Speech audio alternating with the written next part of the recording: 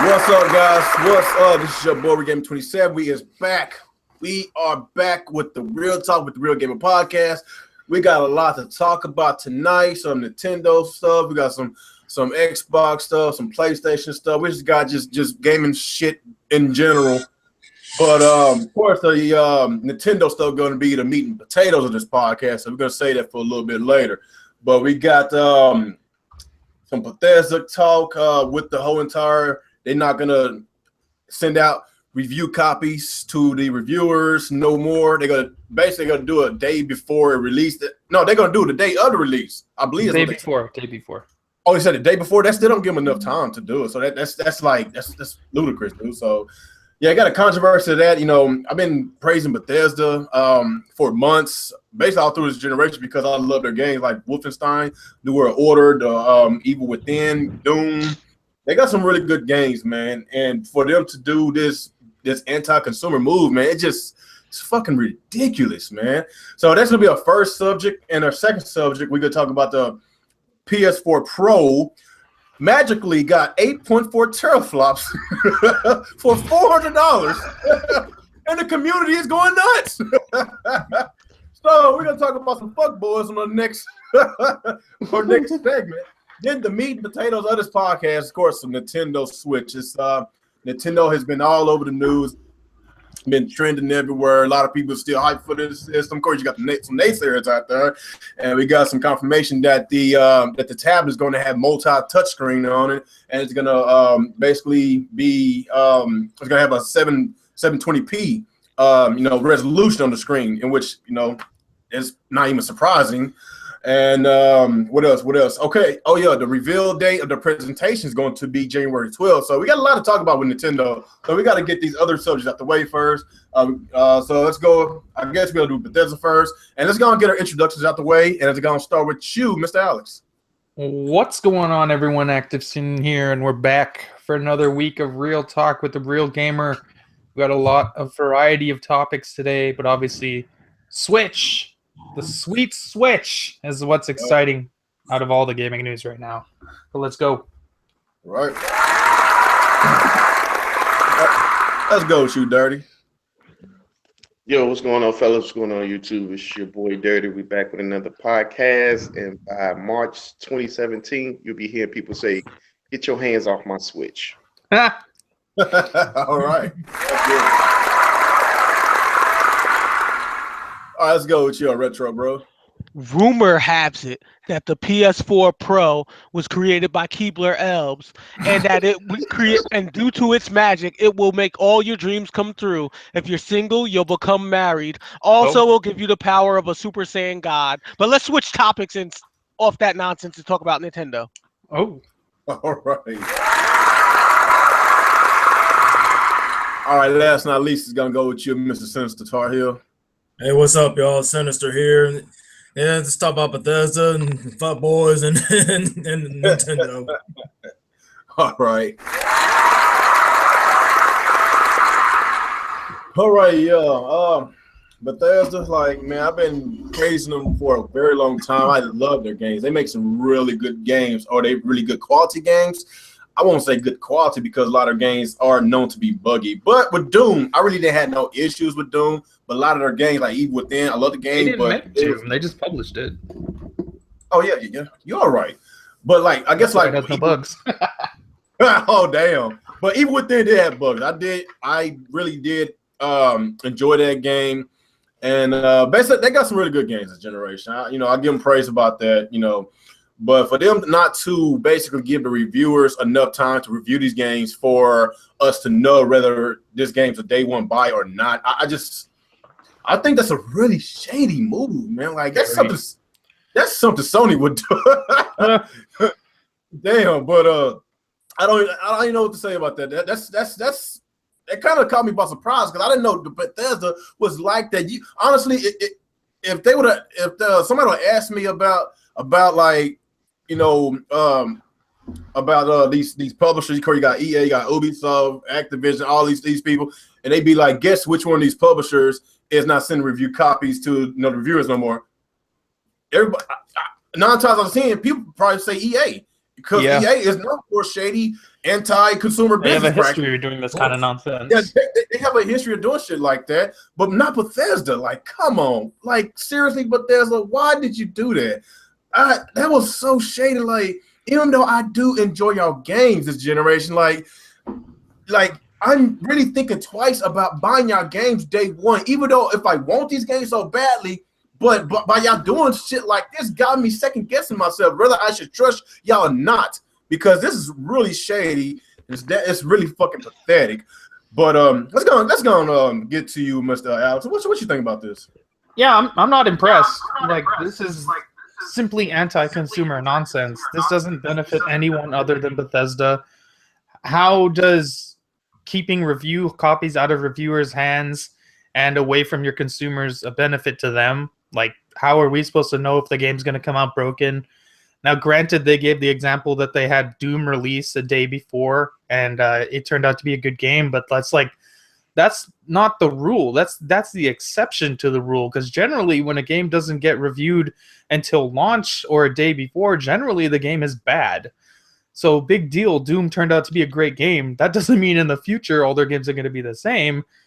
And this doesn't just mean Bethesda. Like, if Bethesda sets this precedent and people, as everybody seems to do, just lets it slide, then EA is going to try it. They're going to be like, oh, we don't have to send review copies anymore. They'll buy our broken dog shit games. And then Activision will do it, and Ubisoft will do it, and WB will do it. And then you're not going to know if any game is broken at launch. You're just going to have to, just go buy it, because some people just simply buy every game at launch, which is kind of dumb in the first place. Because it's always good to be informed about the purchase you're about to get. So if you would want to know, like, for example, Fallout 4, you want to know that the Xbox version sometimes dips below 10 fucking frames per second. Like, you should know these things, and that's the job of a reviewer, to let you know, hey, this game is broken. Hey, this game runs like shit.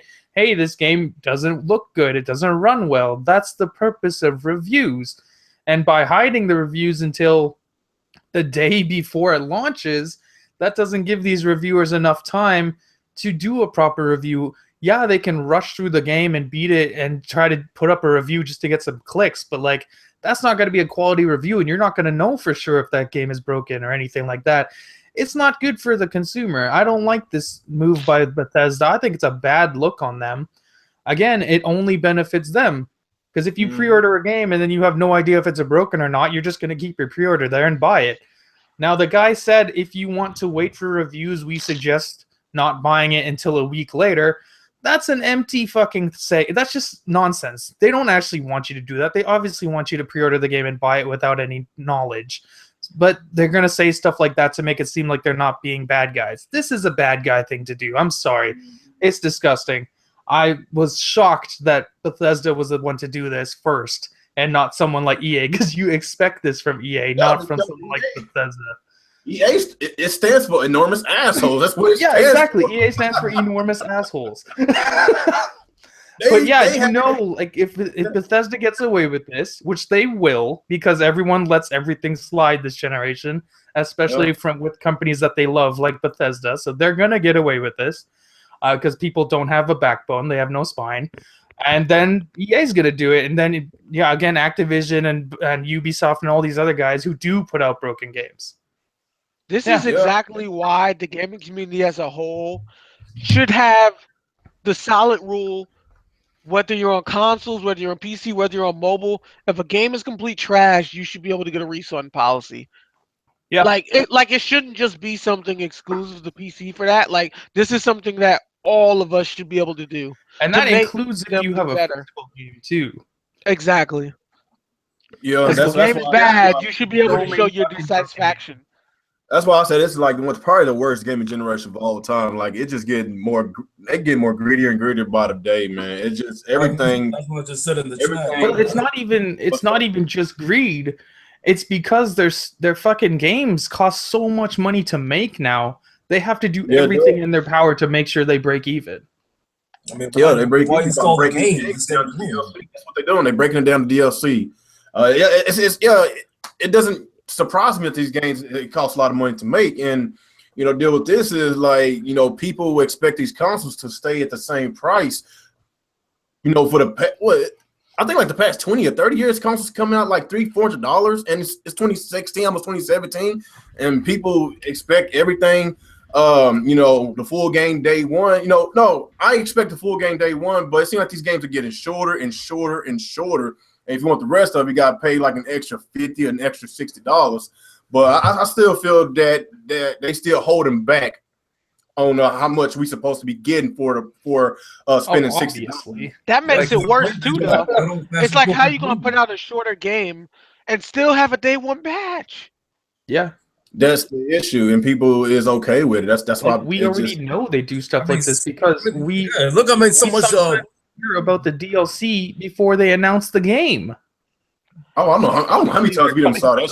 I'm not gonna lie. Every time I think of how things happen this generation, I think of that Dave Chappelle skit from the Lost episodes when the guy's like, Dave, I'm disappointed in you. And he's like, what's up, man? And he's like, you've changed. You've been corrupted by greed.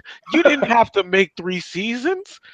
It's the same example. Like, gaming has become more popular, more people are investing in it, whether they play casually or whether they play seriously, and they know they can pull the wool over people's heads, so they don't care about quality products anymore because they know they're going to make their projections guaranteed. Yeah, that's the worst thing about this generation. It's basically quantity over quality now.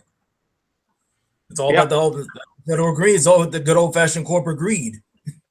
It's like the real game developer and publisher is factory bot 19995100101.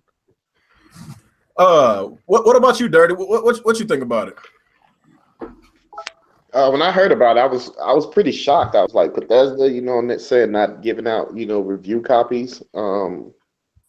It's kind of weird, but just like Alex said, man, it's like other companies are going to follow suit. And, you know, us gamers, if we don't say nothing, you know what I'm saying, and stand up, then they just going to keep fucking us over. You know what I'm saying? It's like they do one thing and we don't say nothing because they see how we are on YouTube. Well, majority of people on YouTube is like they have no common sense. They contradict themselves on every video that they make. And they know that this generation, people just want power. They can care less about the games. They just want power to see pretty graphics. That's it. And they see this. So it's like, you know, they could just do anything and it's like we supposed to accept it.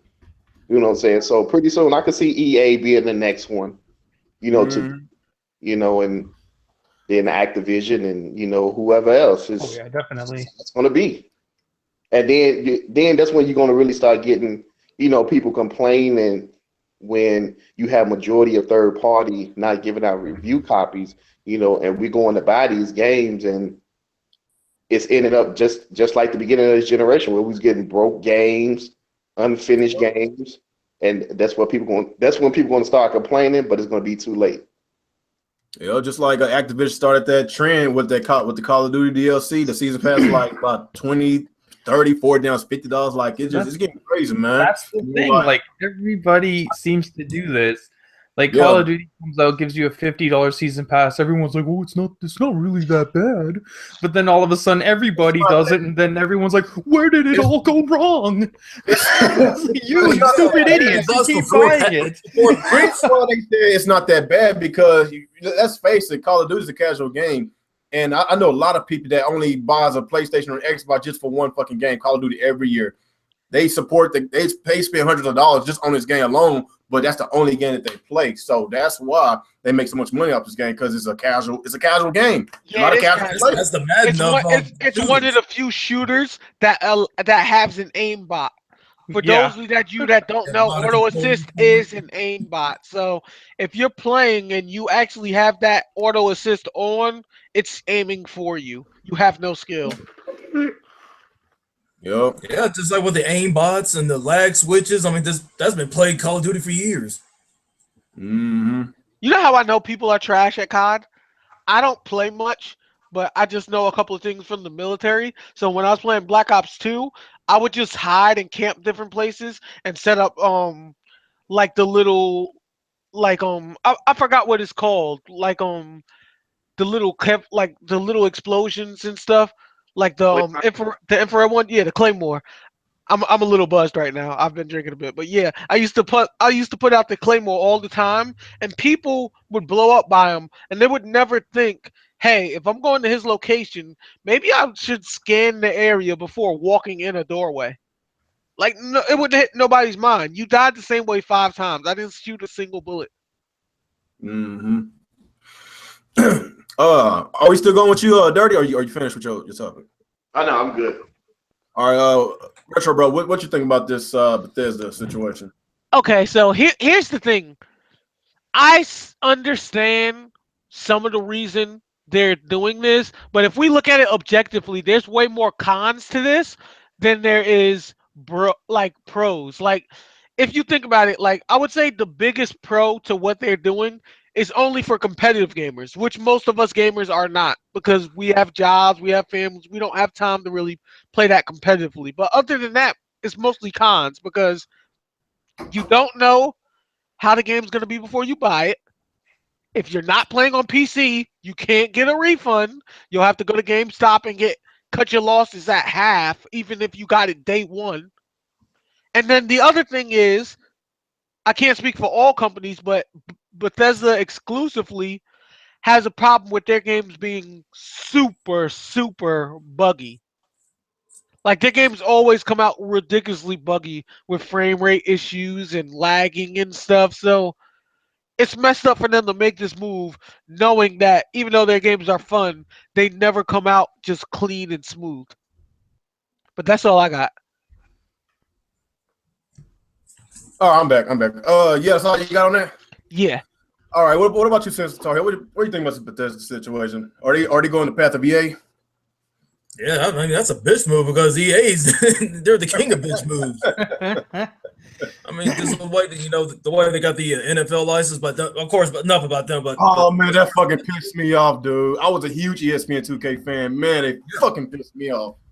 Yeah, but anyway, as in Bethesda, I mean, it's just, I mean, doing shit like that. I mean, yeah, I mean, just like some of you guys say, like, the next game release, we don't know it's gonna be buggy, it's gonna be broken. I mean, just how we know it's gonna be worth our money. Because I don't expect me spending $60 on a bullshit game that's broken and it's gonna be patched up and put a lot of band-aids on it, like, just to fix it up and stuff like that. It's just right now, like, it's just this generation, I mean, isn't even at its worst with the corporate greed. It's like it's just like like I mentioned earlier, it's all about quantity over quality. I mean, just the quality of gaming has just gone downhill, because, like, I mean, we don't know, like, it's just the way it's gonna come out. But yeah, I don't know. But to me, it's just a bullshit move. I mean, it's just I mean, I did a bullshit move. Remember remember was it Square Enix? They tried to augment your pre-order with that. Was it Deus Ex? Yeah, that pyramid. Mankind, yeah. Yeah. Oh man, but at least they the more pre-orders they got, the more things they unlocked or something. Yeah, so I think they took that down because of the backlash. Am I right? Yeah, that was like the one time these fucking mouth breathers actually spoke back. Yeah, they actually spoke up against that, and I feel that we don't get enough of us to speak up against the bullshit business practice. That's why we have so many problems. Hey, I mean, put it like this, just put it in perspective. If more people in the gaming community as a whole whined and complained as much as PC gamers, a lot of things would be changed. Like, y'all wouldn't be paying for online. Y'all would get refunds. Like, I'm not gonna lie. Like, I've been on PC for a few years, and there's some things that PC gamers complain about that I personally think is unnecessary. But everyone complains as a unit. And if more console gamers did that, they would be scared of y'all, and they would listen to what you have to say. Because at the end of the day, you pay their pockets so they can buy their kids other games and nice shoes and stuff like that. So if y'all all join together as a whole and stand up to them, there's nothing they can do. You hold the power. If they make consoles and you don't buy it, what at the end of the day, that means they wasted their money. They can't do nothing if you don't buy it. All they doing is showing all of this smoke screen, trying to show pretty graphics to free. All they doing, they just hypnotizing these gamers with pretty graphics, but then again, the gameplay sucks. But people don't play games no more. They play graphics, man. They play teraflops. That's what it is. And that's one of the reasons why I think Nintendo is so good, because they don't have the best graphics, but their gameplay is always solid. Like, with the exception of when Nintendo does charity and releases Sonic games, their games are usually really good. Well, when you talking about graphics, when you talking about like no bugs, realism type of graphics, because you talking about graphics, I thought like Mario Kart 8 was like one of the best looking games of the generation. Yeah, I mean like realism graphics, because a lot of times when people say graphics, they define it as that. Like, it doesn't have that, but the gameplay is solid. Like, it's smooth. You don't have like broken issues. You don't have to worry about day one patches. Like, those are all solid things that we should all want from our games. Right. Just to finish this off, I mean, yeah, it's just, that's the bottom line, is like the gamers and / consumers, they need to grow a pair and stand up to these asshole companies, so that way, hey, look, we had enough of your corporate greed. It's like, look, if we want to buy your games, I mean, you better fix this shit right then, right now, because if you don't, we're gonna take our money elsewhere. We can probably go to PC, go somewhere else, or probably just quit gaming in general, because we're tired of all the bullshit you're giving us. But that's just me. That's why I can honestly say I like graphics, but if I went to a friend's house where I didn't have my own equipment, he pulled out a few beers and was like, yo, let's play Oregon Trail or Carmen Sandiego, I'll be cool with it. Yeah. Like, if the game is fun, I'll enjoy it. I'm not going to discriminate because of the graphics. Same here. I mean, but I just love everybody pretty graphics, but then again, if a game is unplayable, then what's the point? You're just gonna look at it instead of playing it. Exactly. Exactly. You know what? No, we got some people in this community that look at games and graphics, but they don't play them. Yeah, we know, because they have emergency podcasts every day. Exactly. I ain't naming no names though. I mean, yeah, it's like they don't give two shits about gameplay. It's all about the graphics. I mean, I want the game look pretty. I don't give a shit, if it's fun or not. But then they won't play on PC, which is the funniest thing in the world. Yeah, because it's cheap, or you can get it. If all you care about is graphics, then you can get that on PC for cheaper. That's the funny thing that a lot of people don't understand, though. I mean, if you're only on YouTube and no other social media, you would think that's all that PC gamers talk about, and most of the time those are trolls that aren't PC gamers. But if you go on PC on any of the platforms, whether it be Steam, EA, Xbox, etc., most of them have PCs that are weaker than your consoles because they don't care about graphics. They're at PC because the prices are cheap, and if you don't like a game, you can get refunds, and the frame rates are higher than 60. Like, there's not a lot of PC gamers. Or at least they're way higher than fucking 30. Yeah, there's not a lot of PC gamers with power. They go for all the other perks. It's very rare to find a PC gamer with power. Yeah. So I guess that's wraps up the first topic. Let's go get to some fuckboys. It's been a minute since I did some fuckboys. We got. I'm gonna just call out the Xbox fan base and the PlayStation fan base, man. It's just to a point that, oh my god, I don't want to call no names, man. I'm so tempted, man. It's just so many idiots in this community. That just really pissing me off about just this whole entire PS4 shit, the Scorpio talk, the Pro. The Scorpio magically got 12 teraflops, and the PS4 Pro magically got 8.4 teraflops. God damn. What is the deal with these guys? Like, if they really want power, get a PC. Exactly. Like, they in their little magical dreamland thinking that they're gonna get this much amount of power for a low price, like $400 for 8.4 teraflops. Like, it just doesn't make sense. That people is rolling with. We got people like Pony Fox Media going crazy over some stupid ass. I wish that this was true news. This shit is just so ridiculous, man. There's an article with that Mark Cerny guy, Cerny, whatever. It's Mark Cerny. Yeah. Yeah, that guy that kind of looks like a child molester. He looks. Oh my god, he looks crazy. Okay, that was. He was that boring guy that was explaining. Oh my god, that dude is boring. Is that the guy? But, okay, I got the article in front of my face. Especially what it said. I'm gonna try to read just like it. It's possible to perform two 16-bit operations at the same time instead of one 32. bit operation. In other words, with 4 floats, the PS4 Pro has 4.2 teraflops of computational power. With half floats, it now has double that, which to say 8.4 teraflops of computational. No, did I say that right? Computer. Yeah, I can't read. Computational power, as I'm sure you understand. This has the potential radically increase the performance of the games. That's what he said. So, what the fuck are you talking about? Like, nobody knows what that means. You split something in half and you get double the power. Like these people in this community thinking. I still don't understand. Like, how the hell can you even crypt that? I don't understand this shit unless you're a tech guy. Anybody here is a tech guy? I'm not a tech guy. Anybody understand this shit? You split something in half and you get more. I don't. Honestly, you don't have to be a tech guy to understand that. All you have to do is understand simple math. And clearly, if you take one and break it in half, you have 2 halves. So there's no way that it's more when you just made it into a fraction. Those are just people that's retarded. Yeah, that's just stupid. So if I split my laptop in half, would I get 2? It's like this. According to Sony, yeah. It's like this. They might be 16-bit laptops instead of 32-bit Look, it's like this. If you had 2 cookies, 4 friends, and you split those 2 cookies in half, so all 4 you would have cookies. That don't mean you have 4 cookies. There were still 2 cookies split in half.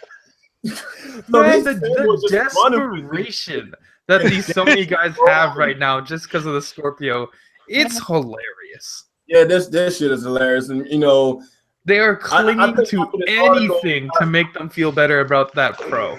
In that case, if it has that much power, then why is Sony still talking about they believe in generations? Because if they got this much power, that can last them another 5 There was already a rumor that the PS5 is coming in 2018? Yeah, if it's 28, okay, if it's 2018, it's not that long from here. So Sony has gotten so ridiculous that I think they're gonna pull a Square Enix and just make a bunch of rematches like they do with Kingdom Hearts. Like before PS5, they'll probably make PS4 the filler arc, and that's gonna be the title of the new console. Oh my god. The PS4 Pro is just fucking Naruto fillers. It really is. What do you think about it? What do you think about it, actually? Give me your thoughts and opinions about these fuck boys, man. Like, I don't even know what to say, because, like, I'm going to be honest, I have no idea what the fuck this dude is talking about. I don't understand what a 32-bit operation is, how you can split it in 2, and magically that makes you have double the teraflops. Like, if that's a real thing, how come nobody else has done this before and no graphics cards and shit do this? So I don't know what he's talking about. It doesn't seem like something that's real, and he called it secret sauce. Like, what the fuck? Like, I don't believe what he's saying. It sounds like nonsense. Let's say, for example, let's pretend we live in this imaginary world with this nonsense is real, and the PS4 Pro is going to do this and become 8.44 titty flops. So what stops the Xbox Scorpio from using this 16-bit nonsense and becoming 12 titty flops? Like, if Sony can do it and Microsoft comes out a year later, you would assume they could use the same technology, correct? So either way, you're in the same boat. Your shitty console still a shitty console. But I still think it's just going to be what they said, like 4 point whatever teraflop console. It's a mid-cycle refresh. It's nothing special. It's mediocre, and you're really going to have to wait till the PS5 to get a true upgrade. If this console really truly had 8.4 teraflops, then Sony, like I said, they are not in position to lose a lot of money. They will be losing a lot of money per console sold. You know, because like I say, they hurting for money. Why do you think they going up on a fucking PlayStation Plus? Like they trying their best to break even though they still losing money. But why the hell their main I guess their I can't fucking think right now. Their the PlayStation brand, their main fucking goddamn, I can't fucking think. It's the only division that makes some money. Yeah, the division. The gaming divisions. Fanboys got me. I'm a little buzzed myself. Yeah, their main division, the PlayStation division, you know, it's basically outdoing everybody, the electronics, you know, the movie studios, the music, everything. Why the hell do they want to put their main brand at risk by losing a lot of money per console sold if this truly has fucking 8.4 teraflops for a $400 price tag? It just doesn't make sense. It's not going to happen. But if this magically happens, then Sony's in trouble. What y'all think about it? What you think about it, Retro? Here's my thing. Again, splitting something in half does not make it more. For anyone that's dumb enough to think that, let somebody cut you in half and see if there's two of you. That's basically the theory here. Like, it's stupid and they're so irrational because they want to believe that they're going beyond logic. This is really risky by Sony, but Sony doesn't care for three reasons. One, they're in first place. Two, they have a cult fan base that's gonna ignore it. And three, the most important thing is that a lot of times these days, bigger companies make big risks like this, and their retaliation to making big risks like this is if we made a mistake making this decision, though we the higher ups did it and not the smaller employees, we'll make the little guy at our company suffer by firing them to compensate for the money we lost. They would be losing a lot of money. So to higher headquarters, if they do this and they're wrong and they lose a lot of money, they're just going to cut the little guy workers that work for them. So that's why they're willing to take the risk, because they don't mind losing those people. I mean, Walmart is one of the biggest companies right now as far as stores and retail, and this is what they do too. They take huge risks all the time. They do unethical stuff like have China make all the stuff and then send it here and then lie and say that it was made here in America. And they also do this thing called reverse auction, where they have a lot of different companies fight to sell Walmart products at the lowest price. So companies scab themselves out just to be in Walmart store, because that's how much Walmart makes money and gets their brand out there, which is completely unethical to the point that the government should shut down Walmart to never be able to work again. But they know if they get in trouble, they're not going to be shut down. They're going to have to pay millions of dollars. They'll comply, and they'll just get rid of a lot of small workers, and there'll probably be a bunch of minorities who have families and kids out of a job instead. That's really what goes down. Our favorite pony in the chat, Mr. Garuda Legends. He said the struggle box. By the way, just for those of you that know, when I said minorities, I'm not just talking about Black, Hispanics, Asians. It could be white people in trailer parks too. I'm talking about everybody that's struggling with money, that got families to take care of. You said that the struggle box 1 is gonna flop. Buy tissue Xbox 8.4 teraflop secret sauce, baby. God damn, you are a pony at heart, man. Oh my God, you something else. But what's up, Dirty? You back with us? Yeah, I had to throw my phone on the charger.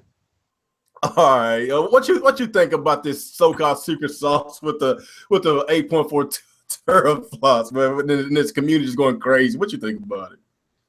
Well, I mean, just like I said, all it is just word trickery. That's all it is he's giving to, you know, the PlayStation fans, and you know, it's like now they're running with it because they know the Scorpion is supposed to be like 8 to 10 teraflops. So I mean, just because he said that we have a 32-bit, and if you break it down, if you cut it in half to 16-bit, that 16-bit can run a 4.2 teraflop.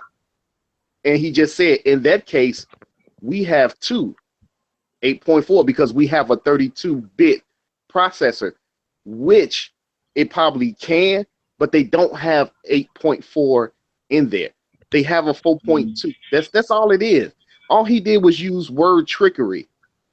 Yeah. That's all he did. There's no 8.2 in the PlayStation. If you just go back and have just common sense, calm yourself down, and just read what the man just said, it's just word trickery to get y'all hyped up, to get y'all mind off the Scorpion, and so they could sell another 40 plus million of the Pro. That's all it is. It's just word trickery. People just common sense just tell you, just read what the man just said.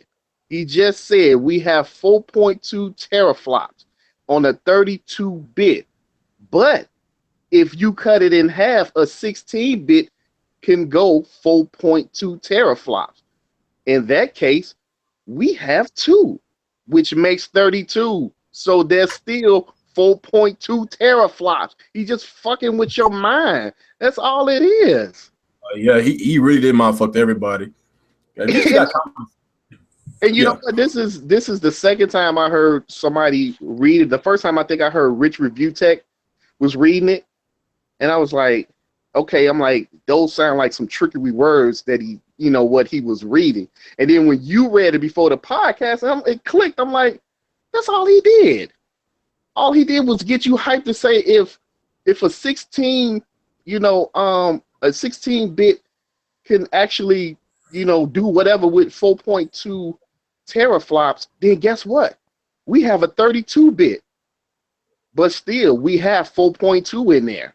So it doesn't matter. You still gonna have a 4.2 when the Pro comes out in like 2 weeks, and then everybody is that's on this hype train talking about a 8 point whatever. They're gonna soon forget what he just said. Ain't nobody gonna make no videos. Nobody's gonna be disappointed. They're just gonna be like, oh, look how pretty this is. That's all it's gonna be. It's like I didn't read the article, but from what you said, I can comprehend what you said. You literally just said that they said that it has the potential and the capacity to put more in there, but we didn't. Right, because it's going to cost me more if I want to buy it. And they know nobody's going to go out and buy an $800 console. That's what I'm saying. What it is. And Sony is not in a position to be losing a lot of money per console sold. They're not. Now, if they came out with news like a week or two later, like, you remember when we said we can put more space in there, but we didn't? Surprise, you can upgrade it yourself. Then I'll be like, oh, that's fire, but they didn't. That would be awesome if they could allow you to upgrade these consoles as opposed to having to buy a brand new one. Yeah, but it's not going to happen because Sony, they said that they still believe in console generation. So what's the point? Like I said, what's the point of having a brand new teraflop system and that can last you for like at least another 5 years? What's the point if they talking about coming out with PS5 next 2 to 3 years? It doesn't make sense. Look here. Doesn't make sense. For any console company that actually listens to our podcast, which I doubt, but if you are, here's the thing. If you guys really want to make money, make solid games that don't need day one patches. Show confidence in your brand by ensuring refunds for bad games. And lastly, add League of Legends to consoles because you would have tons of people buying DLC and not complaining about it. There you go. Okay. What about you, Senstario? What you think about it? I mean, it's just, I don't know. I mean, just like you said, he's just trying to play mind games, like, you know, just like that Ghetto Boy song, mind playing tricks on you. It's like this fool's trying to play tricks on you, but I don't know. It's just, I mean, some of the stuff that Rich was saying, you know, is true. Of course, like I say, he's no idiot when it comes to specs and shit like that. But what did he say, by the way? I didn't see his video yet. I mean, I heard bits and pieces. I didn't, you know, hear everything all the way. But I mean, it's just, I don't know. It's just Sony trying to get, trying to hype people up just to get it. But, like I said, they're desperate and they're thirsty because, like I said, they don't got that kind of money. They don't have that kind of money like Microsoft or Nintendo have because, like I said, they're in the multi-billion-dollar club and stuff. Like, yeah, because, I mean, think about it. Just like you said, real about their other divisions, they're struggling because no one's buying their shit except for the games. But they can't put the gaming division, at risk because they been on top of the gaming industry since they stepped foot in this gaming market back in '96. 95 though. Oh, it's 95. Okay, 95. So basically, if they want to losing a lot of money, for adding 8.4 teraflops to this console, know that this console is supposed to be at least, I'd say about $700 to $800 at least, and they sell for $400.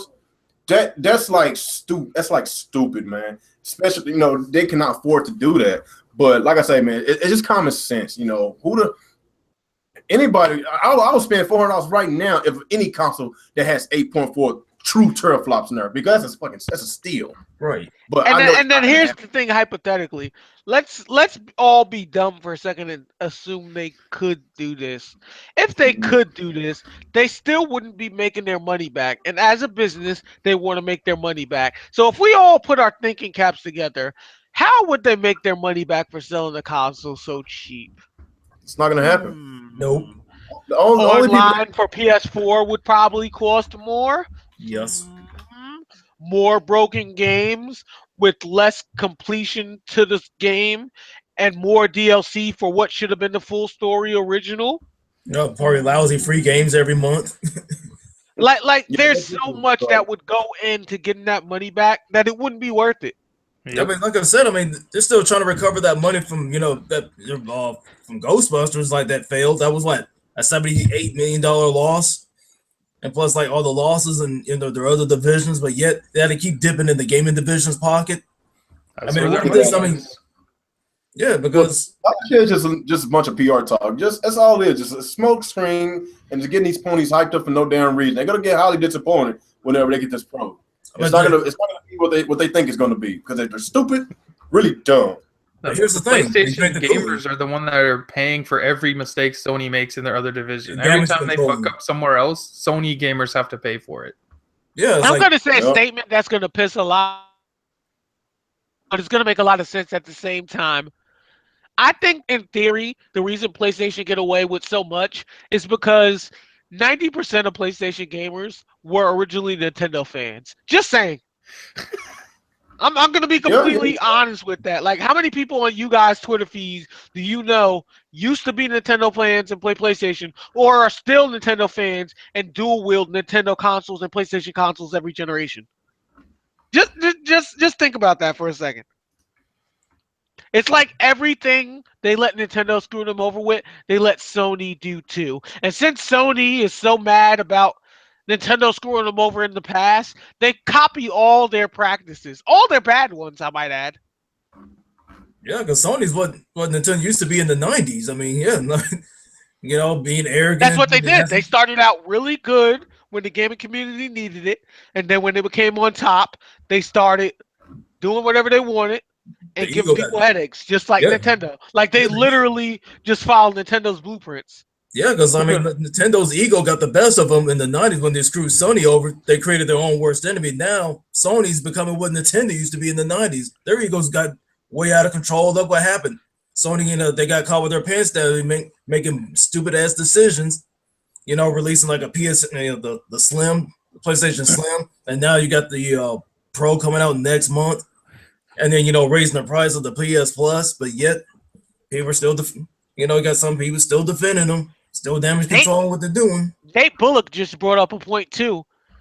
With the exception of Real, a lot of Sega fans did go to PlayStation 2. So there's that.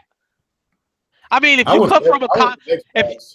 come from a console where you had a lot of awesome games and they forced you to only play Sonic at one point, I could see where you let somebody screw you over a bit because you're getting more game variety. So yeah, they fit in there too. That's true.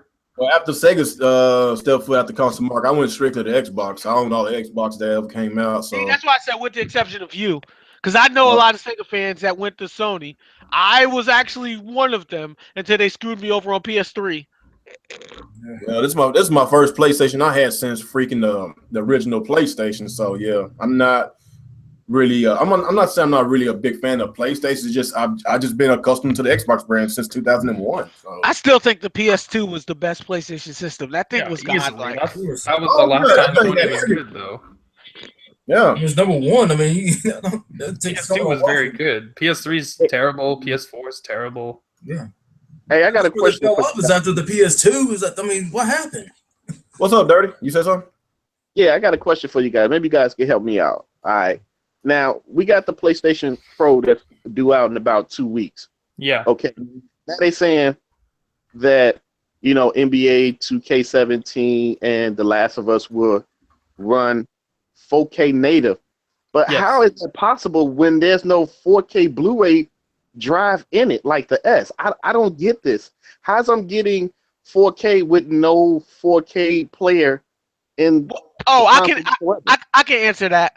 Not saying that what Sony is doing is going to be native 4K, just clearing the air for everybody, but there's certain specs you need to run 4K, and you don't necessarily need a Blu-ray player or a DVD drive. Perfect example, my PC laptop, to save money, does not have a disk drive at all.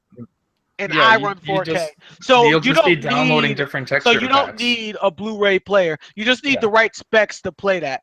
And again, for all of those who might have missed it the first time, I'm not saying Sony with the PlayStation 4 Pro will play 4K. I'm just saying that you don't need a Blu-ray player or a disc drive to do that. Yep. Oh, okay. Because I was wondering. I'm like, wait a minute. How the S have? The drive has nothing to do with it. Okay. Right. Because Yeah, if it's okay. a disc, I'm like, how the hell is it going to come off the disc? The disc is You never the disc know, doesn't hold information anymore. You got to remember, like the disc is essentially just a key now, and you download all the information.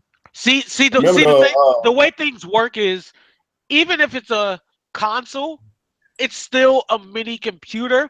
So everything is done by algorithms and code.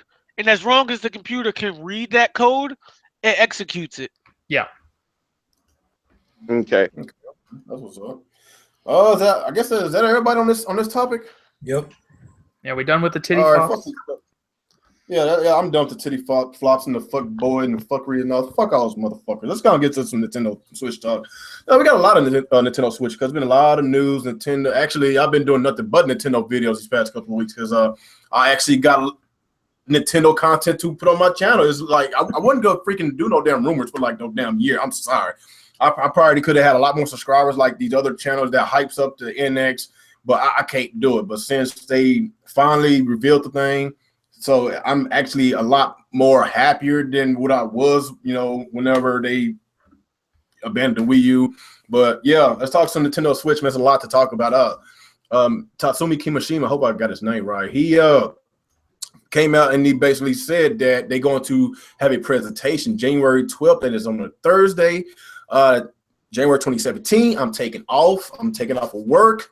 And yes, man, I can't wait. I cannot wait. Hopefully, they will shut these naysayers up, and hopefully, they will have a whole bunch of software to show us, third-party support, first-party games.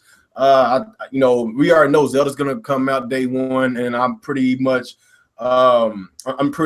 confident that Mario's gonna be a day one as well too. Mm-hmm. So right there, those two games right there are gonna freaking.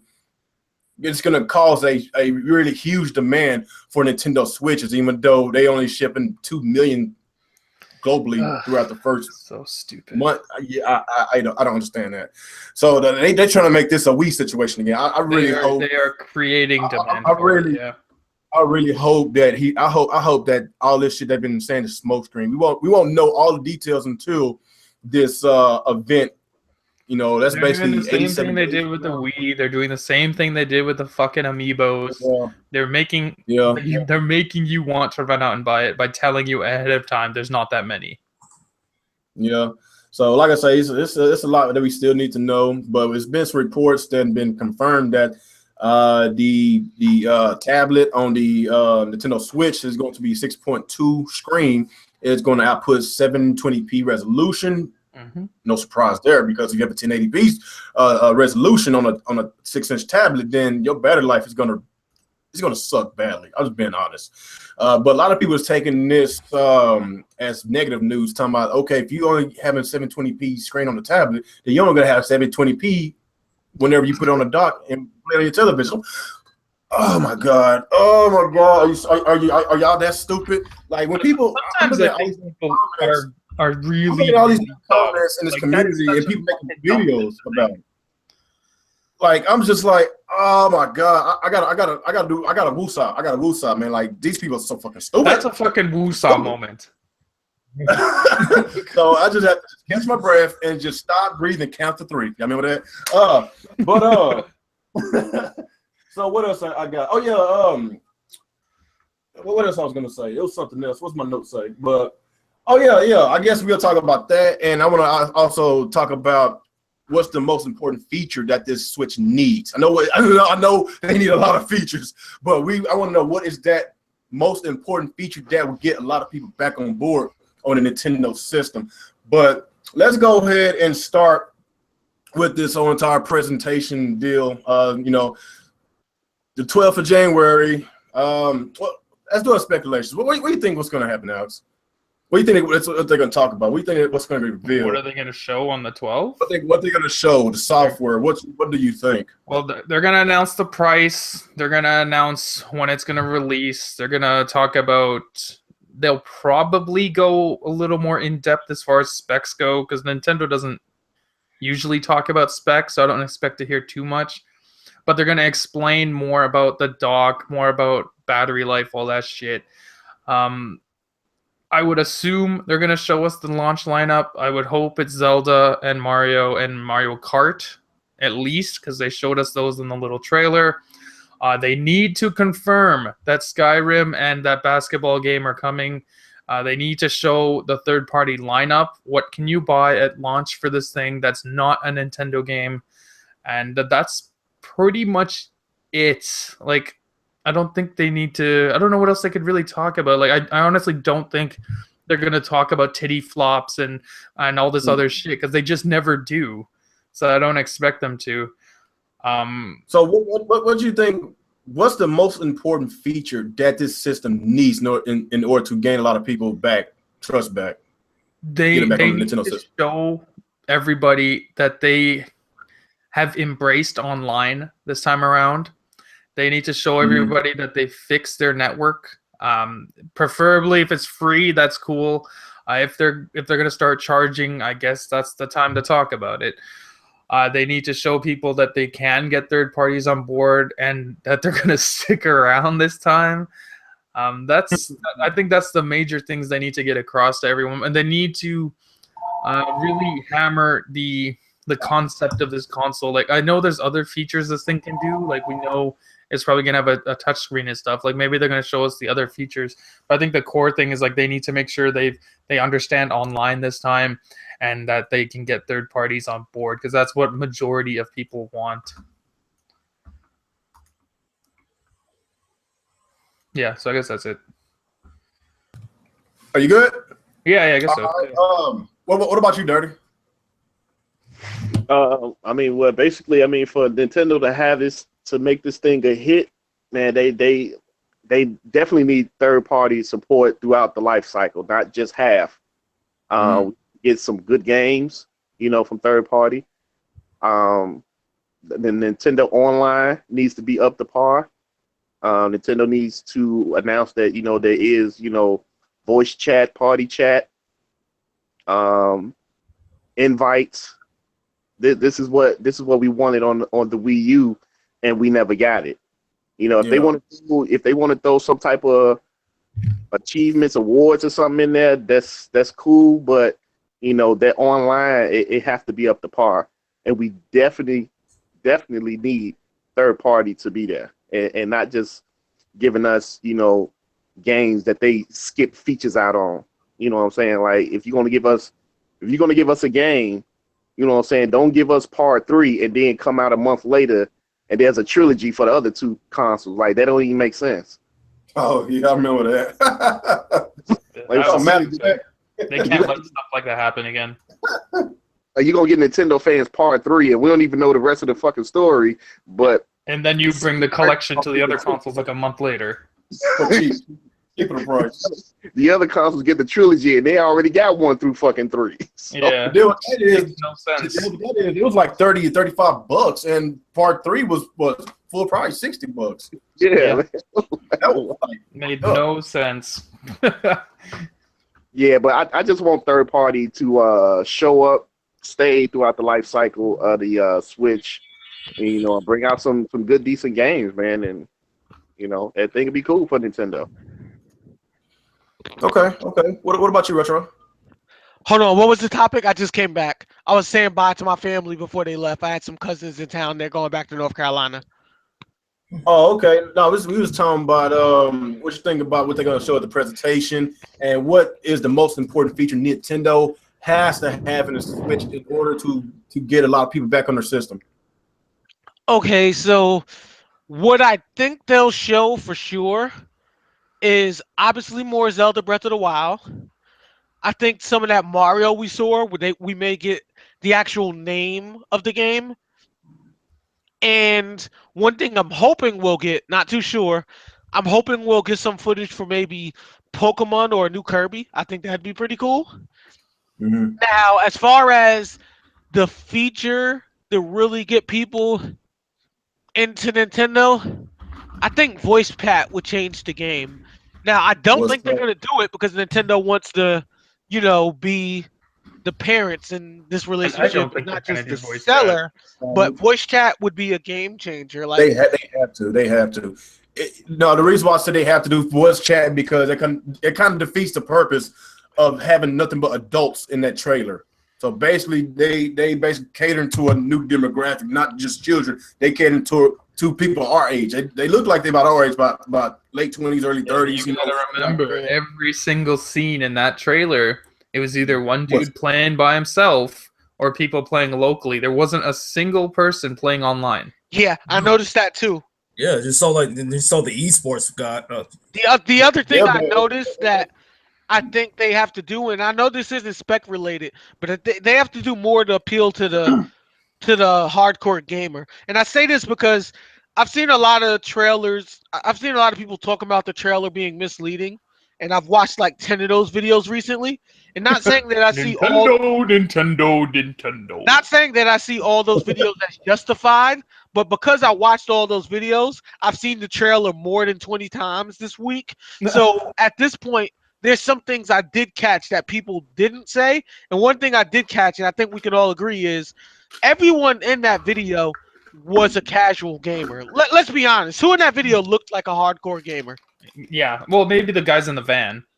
Like they were selling it to the casuals. The girl was playing Mario, went to a bunch of her friends, and when she gave them the controller, the Joy-Con, one of her friends had that look like, what the hell is this? I know. Karen. Oh, Karen. Dude, you saw that. Like they were like, what is this? And then the girl that picked it up was the one that took a sip of her drink. Like, she's like, let me down this before I even try this. Like, then the other dudes was sitting there playing basketball in real life. And the one dude that jumped on 2K was the dude that lost. Like, motherfucker, you think you can beat me in real life? Let's play a game. Like, his boy didn't even hop on with him. He hopped on by himself. He's like, look here, I'm about to play the computer on easy so I can win this time. I was like, yeah, I can, you could be on the horny, you could be on the black top, but it just felt to me like it appealed more to the casual gamer. Like, not saying that every stereotype about gamers are true, but I think we can agree that gamers are mostly introverts. And I'm not saying introverts like be in the basement or whatnot, but I'm saying introverts in the sense that you don't like to be around a lot of people. Like, you have a small circle of people you're really cool that you'll chill with, but you're not trying to go out all the time. And if they were introverts that hung out in a real Nintendo video, they probably would have been at Starbucks drinking cappuccinos on the Wi-Fi playing. Yeah, like I don't know how to say this. Like, they were all sounding like a complete douchebag. They were all in outdoorsy areas that you wouldn't see a lot of gamers. Like, I watch a lot of people when they go to E3 and stuff and do their vlogs, and a lot of the people in the background, like, especially Nintendo gamers, like, this isn't for everybody, but Nintendo gamers always be there sitting on their 3DS and never talking and not talking to anybody. Yeah, all the time, because I hear people make fun of them about that. So it's like they don't talk to each other. Like, I remember being in line for Mario Kart 8 on launch day, and there was like 30 people in line, and everyone was just on their 3DS looking down, not talking. That's exactly the way it is. Like, they're introverts. Well, that's why Nintendo is trying to move away from that. I'm gonna say casual crowd. They trying to be more open minded. They trying to get a lot of hardcore gamers back. They said they were open minded, but their actions in that commercial didn't prove otherwise. Well, the way I see it, I know exactly where you're coming from, but it's like this: if you're going to use nothing but adults in a Nintendo commercial, then basically you cater towards adults, am I right? Not children. So adults be online all the time. They be online. Yeah. And on Call of Duty, they be online on everything. They be online. So you telling me that Nintendo is going to police us? Now, if that's the case, then that trailer is very misleading. That's what I'm saying. Because they're going to police us. I'm sure of it. All I know, they better not do that. They better not pull that same mistake, because that would be very misleading, and I would be very pissed off, because I want to have voice chat this time, because I was freaking pissed. I was heated that we couldn't have it in Splatoon, because we really needed it. Only voice chat we used was Google Hangouts. That's the only way we did the voice chat. And it sucked, man. It sucked, and I was really pissed off. I was like, what's the point of having the voice chat feature on the goddamn gamepad? We can't fucking use it. Nintendo decided to play the parent. What the?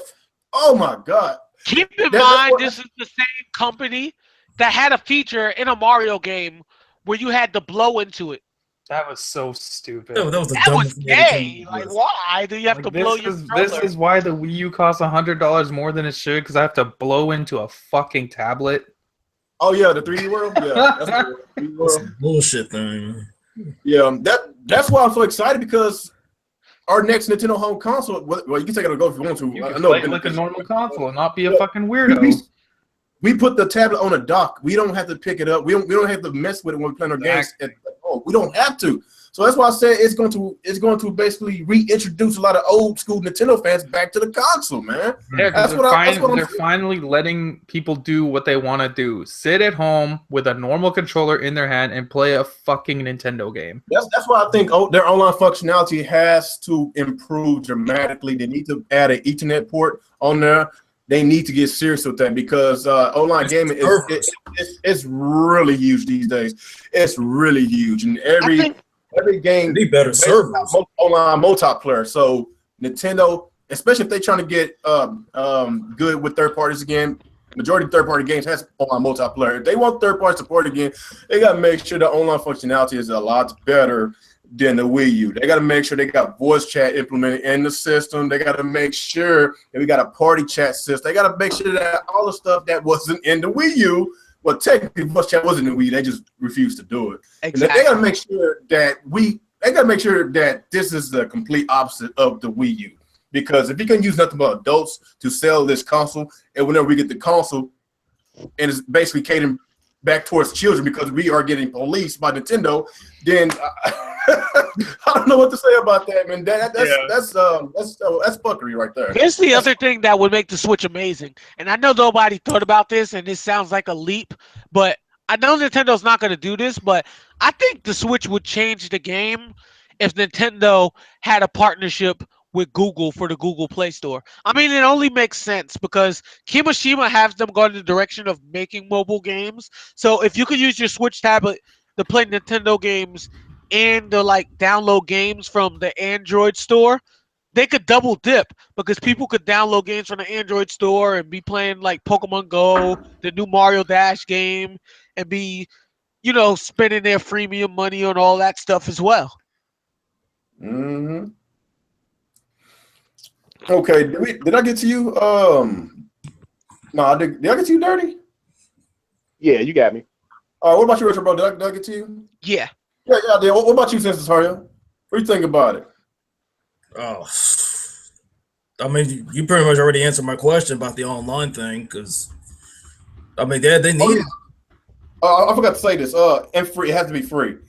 If they want to take this seriously, if they want to compete with Microsoft and Sony to get a lot of people that love to play games online, you know, it has to be free. It has to be free and a lot better. You know, I don't think Nintendo would charge for people for online. That just doesn't seem like something they would do. Yeah, but I'm talking they got to have better quality online. Oh yeah, absolutely. They can't get away with that Wii U dog shit network again.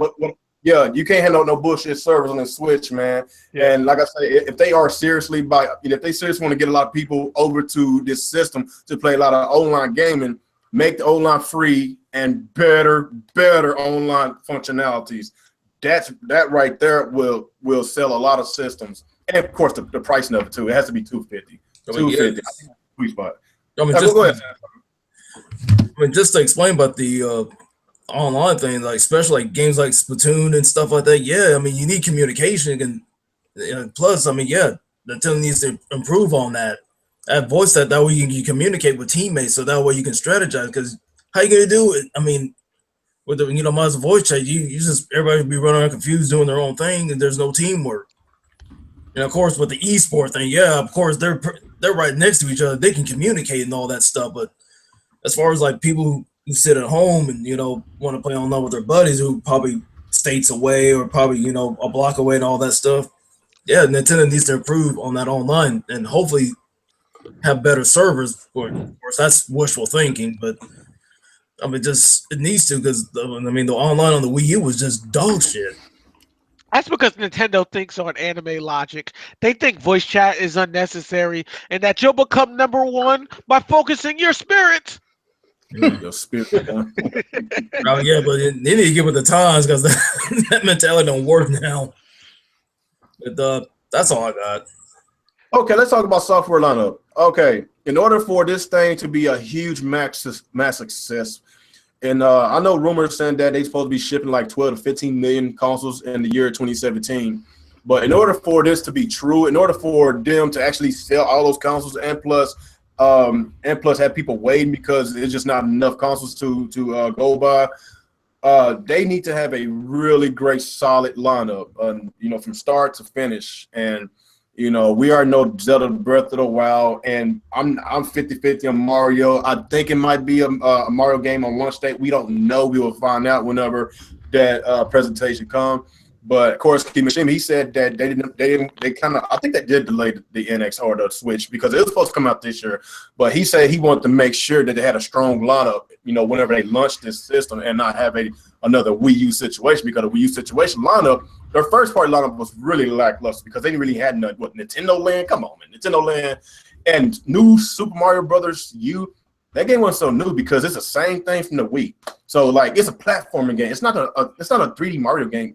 What we've been wanting for a very long time. We didn't get that Galaxy 3 or a successor to the Mario Sunshine or Mario 64. Like those are the Mario games that a lot of us Nintendo fans love. Like we tired of damn platform Mario games. I am. Well, I guess 3D World. I guess you could say it's a platform game, but that game's amazing. I love 3D World. It's a really fun game. But it's not that traditional Mario 3D game that we wanted. But what we saw in the trailer. Hopefully that's not a free. Hopefully Nintendo ain't fucking with us. I hope they not fucking with us. I hope it's a real Mario game. But if that is a launch game along with Zelda, then it's gonna be hard to find a Nintendo Switch for the next few weeks. I'm calling it right now. But if they announce Metroid and if they announce another Star Fox game, they announce a I'm Sorry edition Star Fox game. And Pikmin 4, and which has been developing for a while. It might be finished because Miyamoto a few months ago he said it was like 90% finished. So I'm pretty sure that's finished. So that might be coming out next year. If the rumors are true about the Pokemon game coming out within the first 6 months, just Pokemon alone would sell a lot of consoles. And if they have a really strong lineup, according to a lot of these rumors, I think it's gonna be a huge hit, especially get to take it on the go. Like I see a lot of good things going on with the Nintendo Switch coming 2017. Fuck the power, fuck 4K. Like why people want Nintendo to have a 4K machine? Like come on, man, come on. I'm sick and tired of these graphics or on Nintendo to have a 4K machine. Like I know this is off subject, but these idiots, some of these idiots, they don't like Nintendo games. They don't like Nintendo games, but they want them to have 4K games. They want them to have the best graphics, but they don't play their third-party games on Nintendo. They don't play their third-party games on Nintendo, but they want them to have 4K. I don't understand. They don't play Nintendo games, and they play their third-party games on their platform of choice, but they want Nintendo to have a 4K machine. Like it's like they want Nintendo to fail.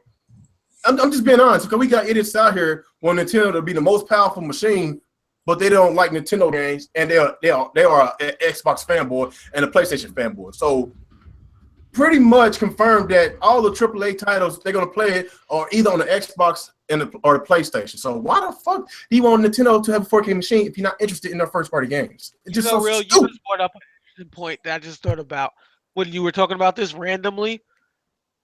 as cartoony as a lot of Nintendo games are, it could have been a perfect opportunity for them to buy out Blizzard in this situation to have Overwatch as exclusive. Like, that game fits the console perfectly. Yeah. Just think about how cartoony Overwatch, like, it fits perfectly. And they don't have it. That was the perfect game for them to get. Mm-hmm. There's a lot of games they should have got that they didn't get. All right, Overwatch Alex, is just one of them. That fits perfectly. What about you, Alex? What Nintendo needs to do in order for this thing to be a massive success for as software goes in 2017? As far as software. Like, software what should they bring out? Well, depends on what you think they need to do in order for people to be like, I got to get this system. I got to get it. They need to double down on exclusives. Like, these idiots that go around saying they need all these multi-plats and to be powerful, they're not buying the console. They're not buying the games anyways. They don't matter. This Nintendo needs to double down on getting their games out, their exclusive first-party titles at a faster rate, because that was always the biggest issue with the Wii U. And they need to secure third-party exclusive titles, because if you can get the same game on Xbox, PlayStation, PC, and Nintendo, what incentive do you have to go buy a Nintendo to buy the same fucking game that you can already play on your Xbox, PS4, or PC? That's not a reason to go buy the Nintendo Switch. A reason to buy the Nintendo Switch is, oh, hey, they have like 10 third-party exclusive games that I can't get on any of my other consoles. Oh, I guess I better go buy a Switch now because I can also get the Nintendo games. That's what they need to be focusing on. And of course, you need some multi-plats in there as well, like stuff like Skyrim, the big stuff, Grand Theft Auto, things like that. But like, the exclusive titles is where they're gonna make the big difference here. As also, obviously, you can take the games on the go, but I don't think that's gonna be a huge reason for someone to buy the same game twice. But yeah, third-party exclusive titles, more first-party titles at a faster rate. I think that's what they need to be focusing on here. Because again, these people that are crying up and down that Nintendo needs to have the strongest console and have all the third-party multiplats. These kind of people, they already have Xbox and PlayStation, and they're going to buy the multiplats on either Xbox or PlayStation. They're kidding themselves if they're trying to say they're going to buy it elsewhere. You know exactly what I'm talking about. Yeah, like, this ridiculous. Like, it makes no sense to have all these platforms to play third-party multiplats, but then you want Nintendo to do it just so you don't buy it there and buy it on your Xbox anyway. So it makes no sense. I don't understand. Why do you think Nintendo's taking a different approach? Why do you think Nintendo is basically letting Microsoft and Sony dogfight that little issue? And like, they don't want to be a part of it. They trying to be different. Yes, it's true. Like, if they had the games, then the next complaint would be, well, they have the games, but the graphics are still awesome. Exactly. It's always something. Like, you can't please these people. As long as they please their fan base and that want Nintendo titles, then they're going to be okay. And that's another thing that we didn't mention. Like, people that's been gaming on PlayStation and Xbox for years, it's kind of hard to lead their trophies and achievements and go play. You're not on a Nintendo system, which don't even offer trophies or achievements. I wish they do. Or they'll have their own version of it. Yes, it would help. If they got their own version of trophies and achievements, that would help. I don't mind doing that. I don't mind doing it, but yeah, but at the end of the day, like, if you've had an Xbox One for 3 years, you've been building up your achievement score, you've had your PlayStation building up your trophy score, and all of a sudden Nintendo has their own, let's call them coins, like the Nintendo coin system. You're not just going to stop getting your trophies and just go start making coins instead. That makes no sense. Yep. You're going to keep going where you've already built up your trophy list. And then here's the other thing, too, and I'll be honest. I'm usually conservative on a lot of topics, but I'll be completely honest. Nothing is more enjoyable to me than talking trash as I slowly crush my opponent. So voice chat is very important. Yep, it is. Dirty, what you think? What Nintendo needs to do as far as software lineup in order for the Switch to be impossible to find because everybody's buying them? Well, first of all, they need to go in the vault and bring out some of those old titles that they have that most of us been dying to play, like F-Zero. You know what I'm saying? Rave Race, 1080 Snowboard. Bring that game back. You know what I'm saying? Bring some sports games back. You know what I'm saying? and also go to third party and strike up a deal with them on, some of the games, we used to play from the PS2 and GameCube era, you know what I'm saying, and make those titles exclusive.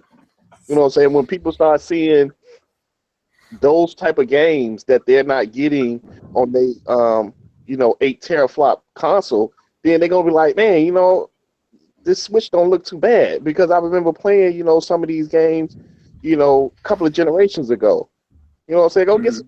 Go get some NBA Jam. You know what I'm saying? Like, strike a deal and get NBA. What was that? NBA Streets Volume 4. Do some stuff like that, man. Like, get Beautiful Joe. You know what I'm saying? Get a good Resident Evil game. Have Capcom to make a good Resident Evil game and not remake 4 again. You know what I'm saying? Like, go to these developers, man, and get these games. You know what I'm saying? Like, go to Sega and get exclusive a fighting game just for the Switch, Virtua Fighter. I think that'd be tight. Yeah, like, turn a Battle Arena Tashin. Hell, if they can do that. Eternal Champions, remember that? Yes. Yep. Yeah, that was a good game. Yeah, too bad no continues if he lost. Yeah, you get Bloody Roar. You know what I'm saying? Like, all these, these games that's out here. Go, whoever got Turok, go get another Turok game. You know what I'm saying? Like Turok 2. That was the best Turok game. 1 and 2. But 2 just overrided 1. Like, if they can just go do that, you know what I'm saying? That will turn people's heads. You know what I'm saying? Even the people that really don't care too much for Nintendo first parties, but they can see that these third parties are exclusive that they're not getting. And, that'll help Nintendo sell even more Switches. Yep, that's true. Yep, it's all about exclusives, man. But we can't. We still got to focus on. I won't say focus, but they still need to consider having multiplayers like the big ones. You need NBA 2Ks, you need Madden and FIFAs. You need Grand Theft Autos. Even though Rockstar wasn't on there on that list of third parties, but they need to try to strike some kind of deal to bring Grand Theft Auto and Red Dead Redemption to the console, because those two games are system sellers. Those two games, a lot of people love those games. Like those big heavy hitters, man. You got to have. If you don't have those heavy hitters, then people can't take you seriously anymore, man. They can't take you serious. Nintendo has a history of reviving games that are dying too, so they could fuse with any game with their style, and it would work. Like, I correct me if I'm wrong, and you guys can correct me on this one, but I remember the game Oddworld, and I don't remember that game making any sense at all. Abe's Exodus or any of the other Oddworlds. Nintendo could easily work with Xbox and do like Oddworld Switch and have them team up with Mario or something for a wacky adventure. I mean, the game already didn't make any sense, so to just have fun gameplay would be cool. Why not? Yeah, why not? They need to strike a deal with getting more second party games like the deal Hyrule Warriors and Bethesda. They need a lot more than that. Just to have some breathing room, like during the droughts. Like, we ain't got no Mario game, no Zelda, like the main franchise like Star Fox, Metro. We ain't got these type of games within the drop period. We need to have those third party exclusives. That's the main issue. If we ain't at least got one game to play a month, at least 1 or 2 games to play a month, then we back in another drought, another Wii U situation, man. Especially if they don't have full-on third-party support. That's what they need, man. But I feel that they need better first-party support, or better first-party. They need more second-party, and they clearly need third-party support. But I still think mostly they need to focus a lot more on their first-party games, because it was very lackluster this Wii U generation. We know Nintendo has a lot of first-party games, and they didn't even utilize not even half of them. That was really disappointing me. What about you, O'Dare? What you think? Did I get you? Yeah, I already got you. Retro Bro, what you think? One more thing. It's a rumor that I heard, and I'm hoping that this is true. That and I love this game on the 360 that Platinum Games made, and it was Vanquish. And I heard a rumor that Nintendo is trying to partner up with Platinum to make a part 2, Vanquish 2, and if it comes to the Switch, they want to do it like Bayonetta, where you get Vanquish 1 and 2. That's pretty good. That'd be cool if Nintendo actually get Platinum to do a Vanquish 2 because I love the first one on the 360. Yeah, it wouldn't surprise me. They got a good partnership going on with Nintendo and Platinum Games. I mean, yeah, they say Bayonetta. You know, they got a good thing going on right now. So yeah, it wouldn't surprise me. What about you, Retro?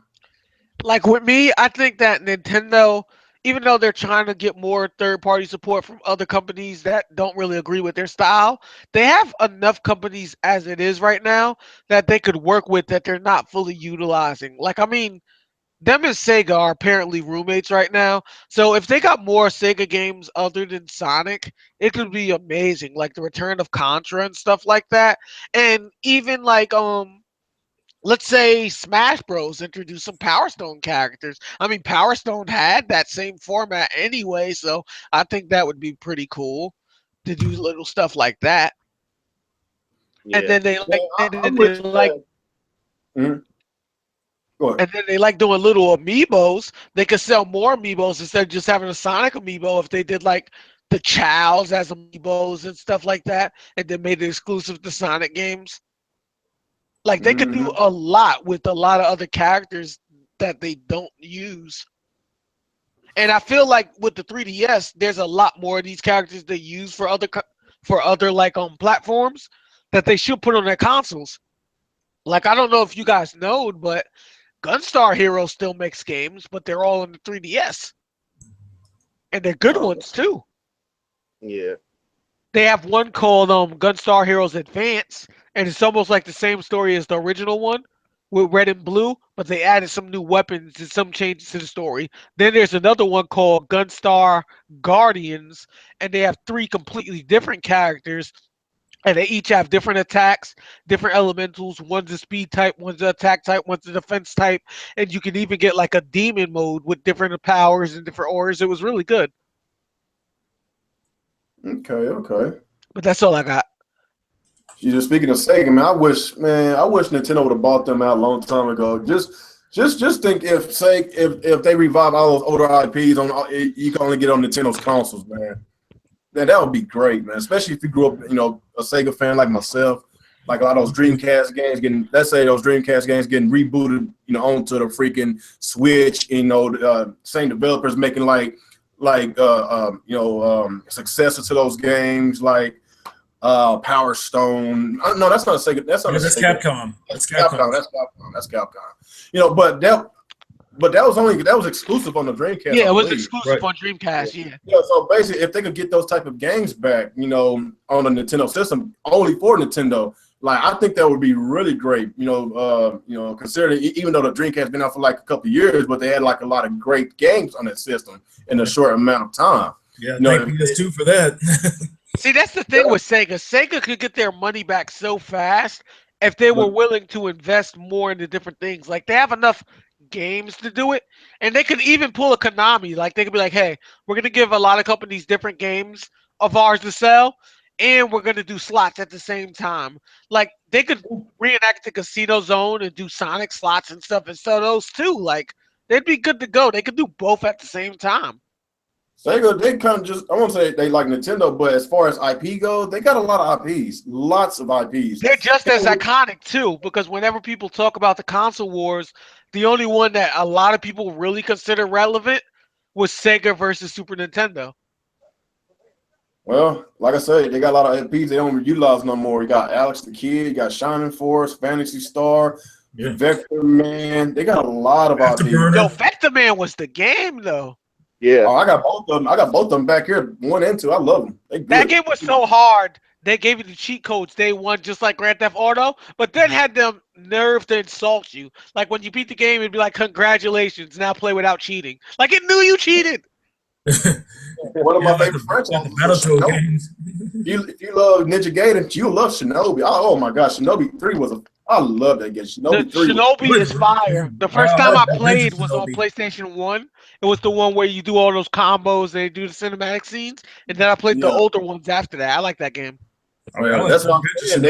They have they got the IPs. They have the IPs. And if somehow somebody buy them, if Nintendo will buy Sega, then I'm not saying that Nintendo don't need no third-party support because they got enough games, but they still need sports games, and you know, that's another thing. They need sports games.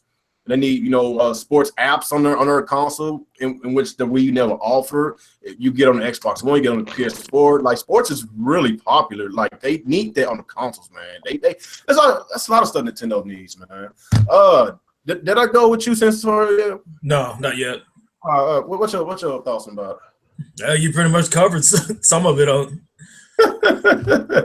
What you think, man? What you think? But yeah, I mean, of course, needing the sports, and of course, like they need to go up the old IPs and need to revive like some of the games that probably didn't make it on the Wii U. They need to bring those back, and plus the ones that they have, like they've been selling, like you said, like, you know, we know, but the Marios, the Zeldas, and Pokemons, those are their top three. But also, I mean, like to see like F-Zero. What's the other one? Icarus, it's a lot of stuff. What's it? Metroid. Metroid Star Fox, need to bring those. Definitely need to improve on those two. Yeah, but yeah, of course, that third party support. I mean, they got to have better relationships with them. Because I mean, yeah, it's like because we know before the bridges that they burn, especially with Rockstar.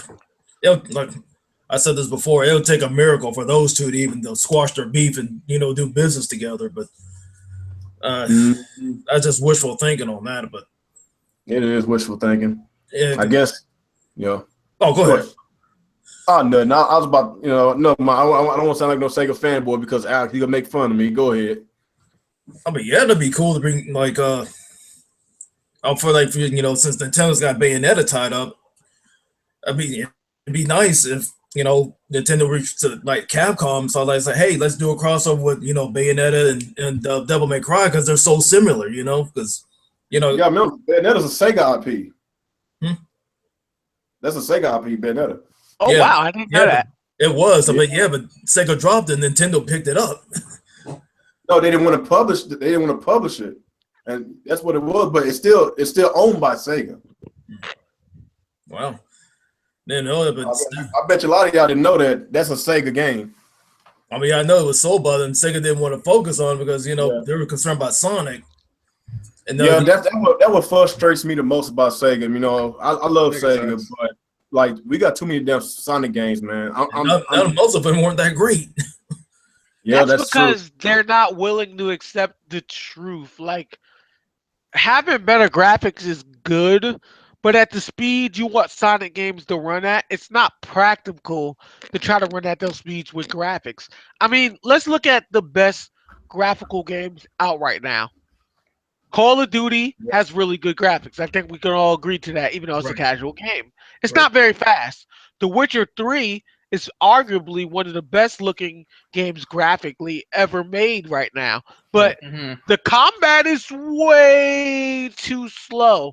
Like something has to give. Normally when you make really good graphics, it affects gameplay speed. Sonic is too fast to have really, really good graphics. He just is. Right. And I mean, it's not like you're trying to make him move like he did on Sega Genesis. Now you got him running on water and running on walls. Right. You can't have those graphics with that type of speed. It just doesn't work. He needs to stay 2D. We don't have if you the want technology. To make him faster. Yeah, you need to keep him 2D if you want him to be faster. And the fact is, nobody will be mad at that like Sega thinks because Freedom Planet is 2D and everyone loves it. Right. Freedom Planet said, we'll make people fast, we'll give them martial arts so they have more than a jump attack and spin dash, and we'll give a story mode because Sonic didn't have one back in the day. Yeah, but here's another thing, bring Crazy Taxi, do a third one, because how fun that was on the Dreamcast and stuff like that. Yeah, like go to the Sega IPs, like help bring some of those back to life, Like they need to make a troll game called Calm Taxi, where you just piss people off by going slow and making them late to their appointments, and they'll just be cursing you out while you're driving at the speed limit. I mean, since you mentioned Shinobi, like I said, my favorite one is Revenge of Shinobi. Like, you sit there and fight that evil Spider-Man. And I love that. That was a good one, but I think Shinobi 3 is the best. I love Shinobi 3. Oh, yeah, riding with the horse and the surfboard and stuff like that. That was good. I loved it.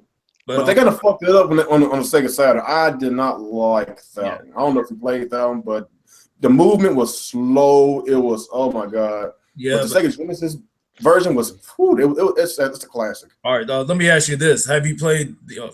Of course, you probably played the Shinobi that's on the PlayStation. Have you played the Nightshade, the other spinoff? I hadn't played the PlayStation version yet. I hadn't. I just played the old school ones. Yeah, because see, when I played it on PS2, like that version, it's not the same guy from the original, but of course that one, because that sword he has, you have to kill, keep those souls, or you'll lose your life and stuff like that.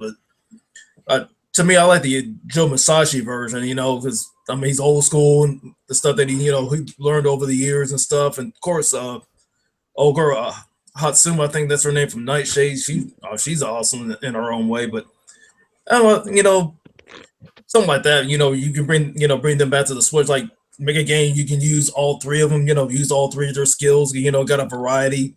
Stuff like that. But like I said, to me that's just wishful thinking. But as far as the bottom line is, what Nintendo needs to do is just, especially with the third party, just have better relations and just don't burn bridges no more. I think they learned their lesson from the Wii U. I know people keep calling this the Wii U 2.0. I don't see how it's the Wii U 2.0.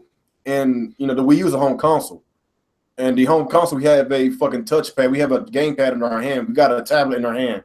Right. When we at home playing a Switch, we don't have a tablet. We have a Pro controller. That's what we got. So how the hell is this a Wii 2.0? Is it because it has a tablet that you take on the go? You can't take the Wii U on the go. So what the fuck are y'all talking about? I think people call it a Wii U 2 because the general concepts, and I only say that because I was watching Black Okage and he didn't just say it, but he explained his point on it. And this is pretty much the way he said it. He was like, okay, I feel it's a Wii U 2 for these reasons. He was like, I feel it's a Wii U 2 because they're focusing more on mobile than the console side. They're focusing more on casuals again than the hardcore gamer. He said, and then he said, on top of that, they have buttons that are really gimmicky that makes the controls frustrating. And I can understand that. I mean, I have small hands, so the Joy-Cons won't bother me. But like you guys said in multiple podcasts, the Joy-Cons buttons are too small for a lot of you guys with big hands. So even if you play like on the go, it's gonna bother you to use those.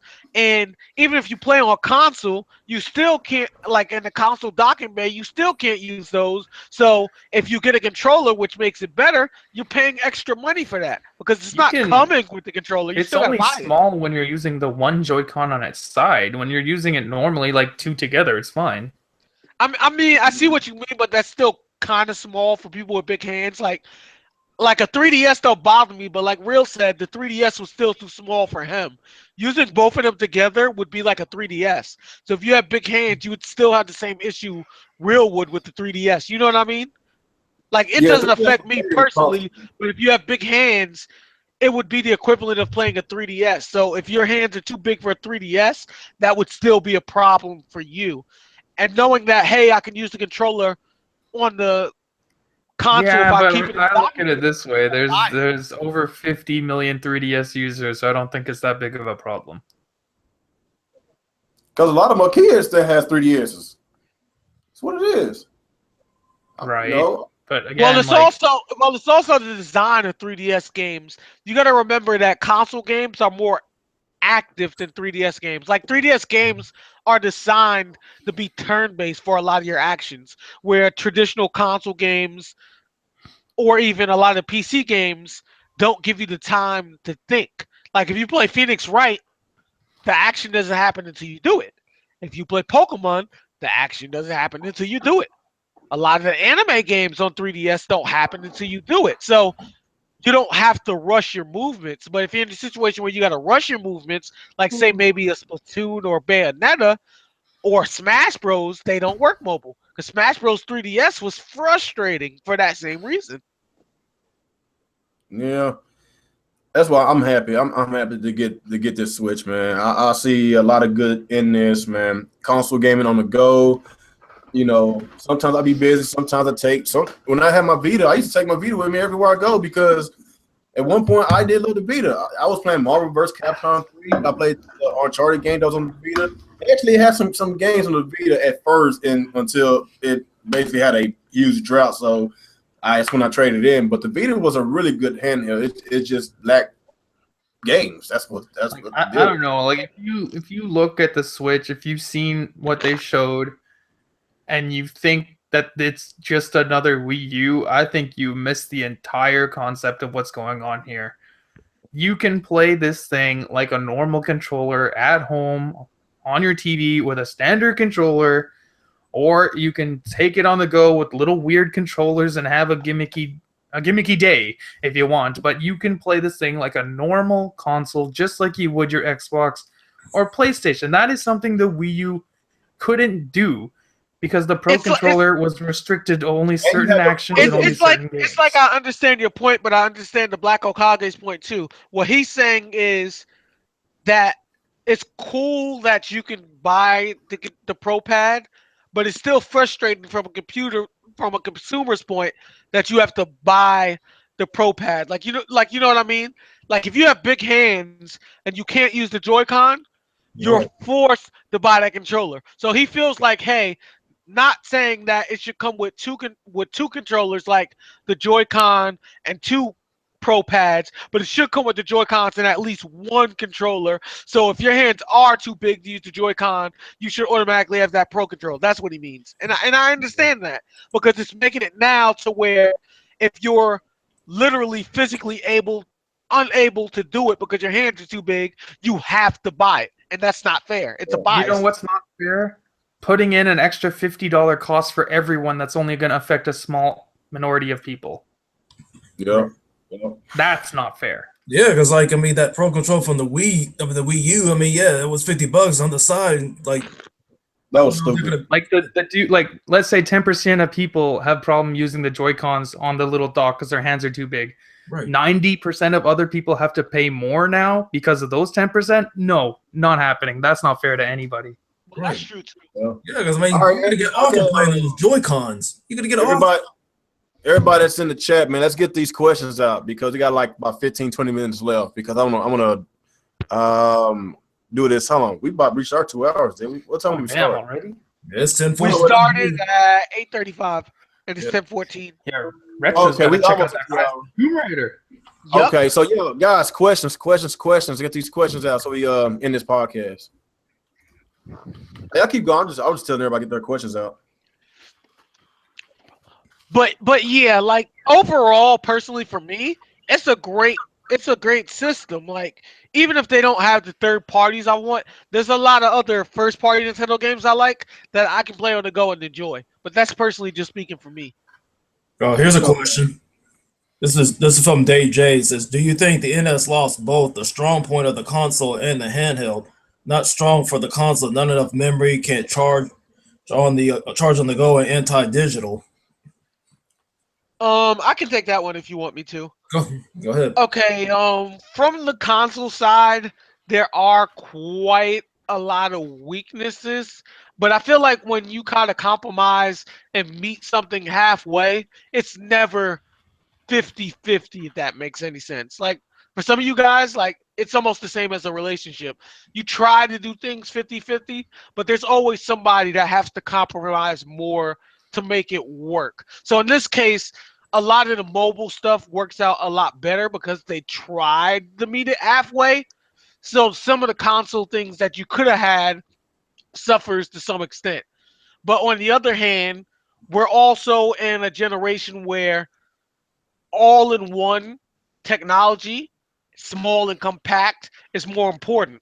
So by making this a tablet with fairly decent graphics, having all your games, being able to download stuff like YouTube and stuff, all in one entertainment system, it makes it more marketable to the casual gamer. And they're honestly going to be the ones to spend more money on this because if you get a gaming system, but then you can watch movies on it when you put it in the port, but then you can download YouTube, but then you can play the same games mobile on the go. That's so many features on one thing, and the fact that it's small and not big and bulky is what they want.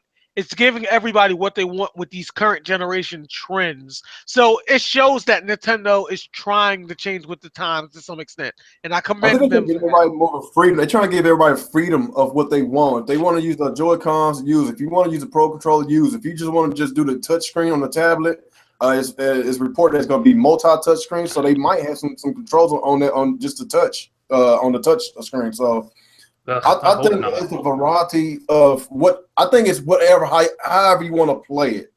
That's what I'm thinking. That's what this system's going to be about. If you want to play just with the touch screens, do it. If you want to play, Joy-Cons, whatever, man. So I have no issue if they give us a freedom of playing these games however we want to play. I think that's a great idea. But if you're limiting people, forcing them to play with some kind of control that they want that they don't want, it's gonna kill your sales. But I think that they're going to give everybody a freedom of how you want to play your games. So that's a good thing. It's called options, guys. It's called options. Any more questions out there? Do you think, this is from Garuda Legends, Mr. Pony, do you think the Switch will have DLC backwards compatibility? No, it's not. With Wii games, they might have virtual consoles, but backwards compatibility, no. No, because this is not the successor to the Wii U. It's not. They want to just step away from that Wii brand, period. So, and plus it's going to be a cartridge-based system. So if it was backwards compatible, then it would have been a CD. It would have had a CD drive in there. But yeah, that it's like if you want to get a Wii or Wii U, you better go get it before they get phased out. This is going to be a very new concept. That's what they said. It's a very new concept. So backwards compatibility, no, it's not going to happen. They even confirmed that. Let me see. What would you do if the Breath of the Wild isn't a launch? Oh my God! If that's not a launch title to do, I'm gonna lose it.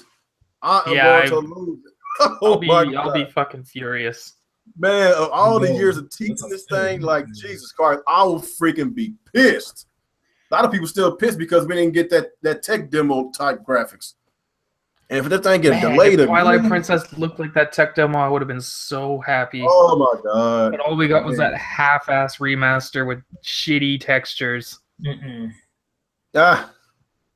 right. Any more questions? Switch motion controls or not? I think the Joy-Cons is kind of like the seems to be an IR blaster built in, so expect motion controls. Yeah, that's what I'm saying. It's gonna be a freedom of however you want to play. So I really don't care if they have motion control. That's fine. But as long as we have the option, the freedom to play the games however you want to play, then I'm good. If it's for you, it's for you. If it's not for you, then there's another type of control that you want to play. Yeah, like I don't know if you guys can see this, but here's my controller. At the bottom, there's an IR blaster here. Apparently, the Joy-Con has something just like this at the bottom of it, so it should have some sort of motion control. Okay. Let me see. What price will you think the Switch is, knowing that the Wii is $300? I think if they want this thing to be a massive success, even though if it comes at $300 with Zelda and Mario, I still think it's going to sell really well. But if they want the system to sell like hotcakes like the Wii did, I think $250 is a sweet spot. That's what I think. I'll weigh in on this one too. Or under is usually what they sell their consoles at. Only that fucking dog shit Wii U broke that trend. I'll weigh in on this one too.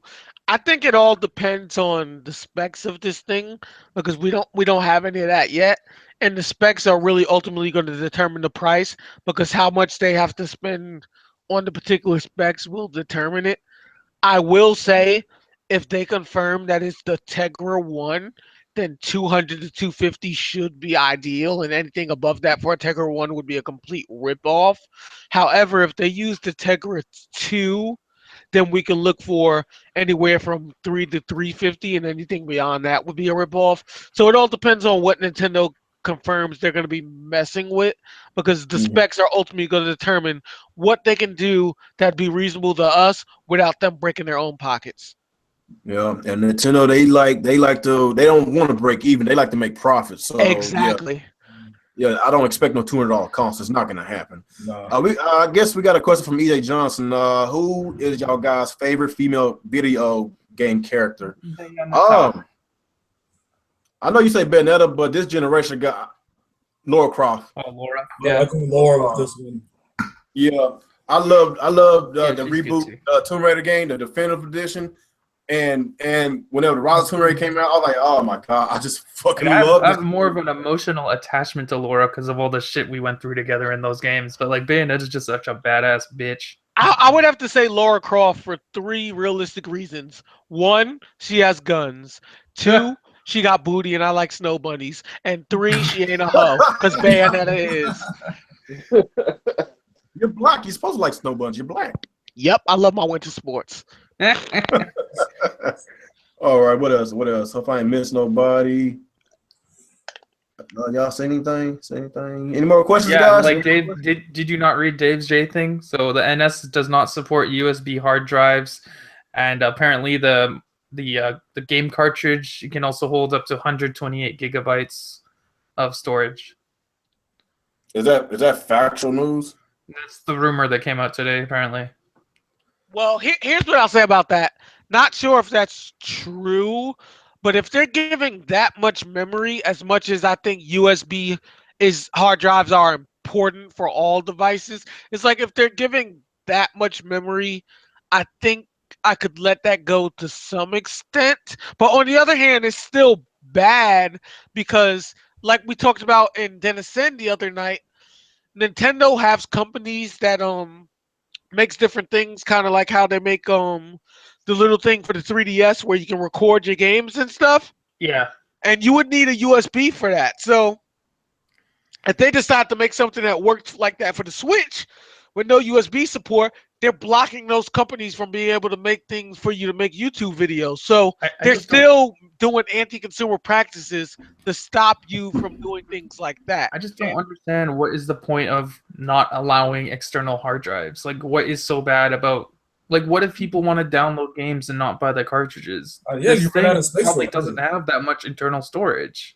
I think the reason they do that is because Nintendo likes to keep everything in-house, and I think we can all agree that even if you had the Wii U, there were a lot of external hard drives that worked, but none of them were officially Nintendo. They were all third-party things, and Nintendo is trying to be greedy and cut the third parties out of business that associates with their product. I just think Which it's dumb. really is You can get exactly terabyte hard drives are so cheap now. Like, you just pop it on and leave it there. Exactly. Like obviously you don't want to drag a hard drive around with you on the go, but when you're plugged in at home on the dock, the fucking dock has at least 2 USB ports. Why not just plug a hard drive into it and leave it there? Yeah, because exactly. it was going to need a hard drive because what about with third parties? What about updates or DLC if the Switch gets apparently it's going to have to fit on the game card. See, that's the strategy. They're doing like the 3DS. For those of you guys that don't own 3DS, when you have big games like that, your only option is to buy a new SD card. They don't care. They're expecting the you to do update that. saves on the SD card, right? Yup. But that's still more money you have to spend, which isn't right. But they don't care. That's how they do it. Like, how much is a 128 gigabyte micro SD card? Ooh. I don't know. Check real quick. Anywhere from $80 to $100, if I remember correctly. Jesus. You can buy a 2 terabyte hard drive for that much money. Exactly. 128 gigabyte micro SD. Okay, so this is going to be Canadian price. It's not that expensive. $52 for a 128 gig in Canada. So for you guys, it must be even cheaper. It depends on the company too, because I'm seeing here, if you get this company called Wish, Patriot's a good company. If you get this company called Wish, it's only $9, and if you get Samsung, that's straight from China knockoff. But see, that's the problem though. I don't know if you guys know, but the 3DS only takes certain SD cards and not every brand. So if you buy the wrong brand, it won't fit and you wasted money. I've had that mistake. This Samsung 128 gig Samsung is $56.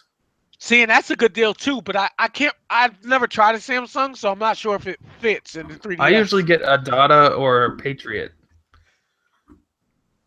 But Lexar sucks. I've bought I've gotten 4 Lexar micro SDs and they all fucked up on me. I'm never see, never and buying that that's a company again. Nintendo problem too. If you're gonna make people buy SD cards, which means they're spending extra money, make sure your slot's universal and not that they have to know the brand that works. Because even if you go on the official Nintendo website, they tell you if you buy the official Nintendo one, which is going to cost more than the other companies, it'll definitely work. But if you want to try another company, we don't know which one will fit. We've heard from people that this one might work. I kid you not. That's what they have as a disclaimer on their own official website. All right, I got a couple of questions. I didn't forget you, Matthew Pipes. Let me. Where your question at? Also, there was one other part we didn't talk about. Apparently, it also has Type-C charger for fast charging on the actual tablet, so you don't have to worry about the 3-hour battery life anymore. Exactly. But when the kickstand is out, the way it's positioned, it blocks the cord, so you can't actually charge it while the kickstand's up. Okay. It'll take like about three, maybe 4 more questions. We're gonna end this podcast because we're about to hit that 2-hour mark. Matthew Pipe, he said, "Do y'all think Nintendo should have their characters talking full sentences in the future?" Yeah. Well, you got paid. You got paid people. You got paid voice actors. You know Nintendo, they like to be cheap. Speaking of which, I think we should bring that up. I think that's something that everyone should be aware of. Like, from last year, there's been voice actors that's been underpaid in the gaming community, and it's like these gaming companies treat them like lesser actors, but they're pretty much doing the same job that actors would do for TV shows and movies. Keep in mind, when they do yells and screams, they lose their voices just like ones that do movies and TV shows. So they're asking for more money to compensate doing that.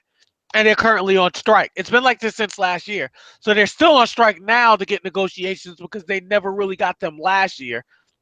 And it's important for us to fight for these voice actors to get what they're well-deserved for their hard work, so they will stay in the business. Because if they're not being compensated for their hard work, we'll go back to gaming in the 90s and 80s with no voice chat at all. With like no voice actors at all. I'm It'll cool be like all Troy Nintendo Baker in every games game. are for PlayStation, Xbox, and PC with no voices. So if you guys really care about having voices in games, support these people that work hard for it.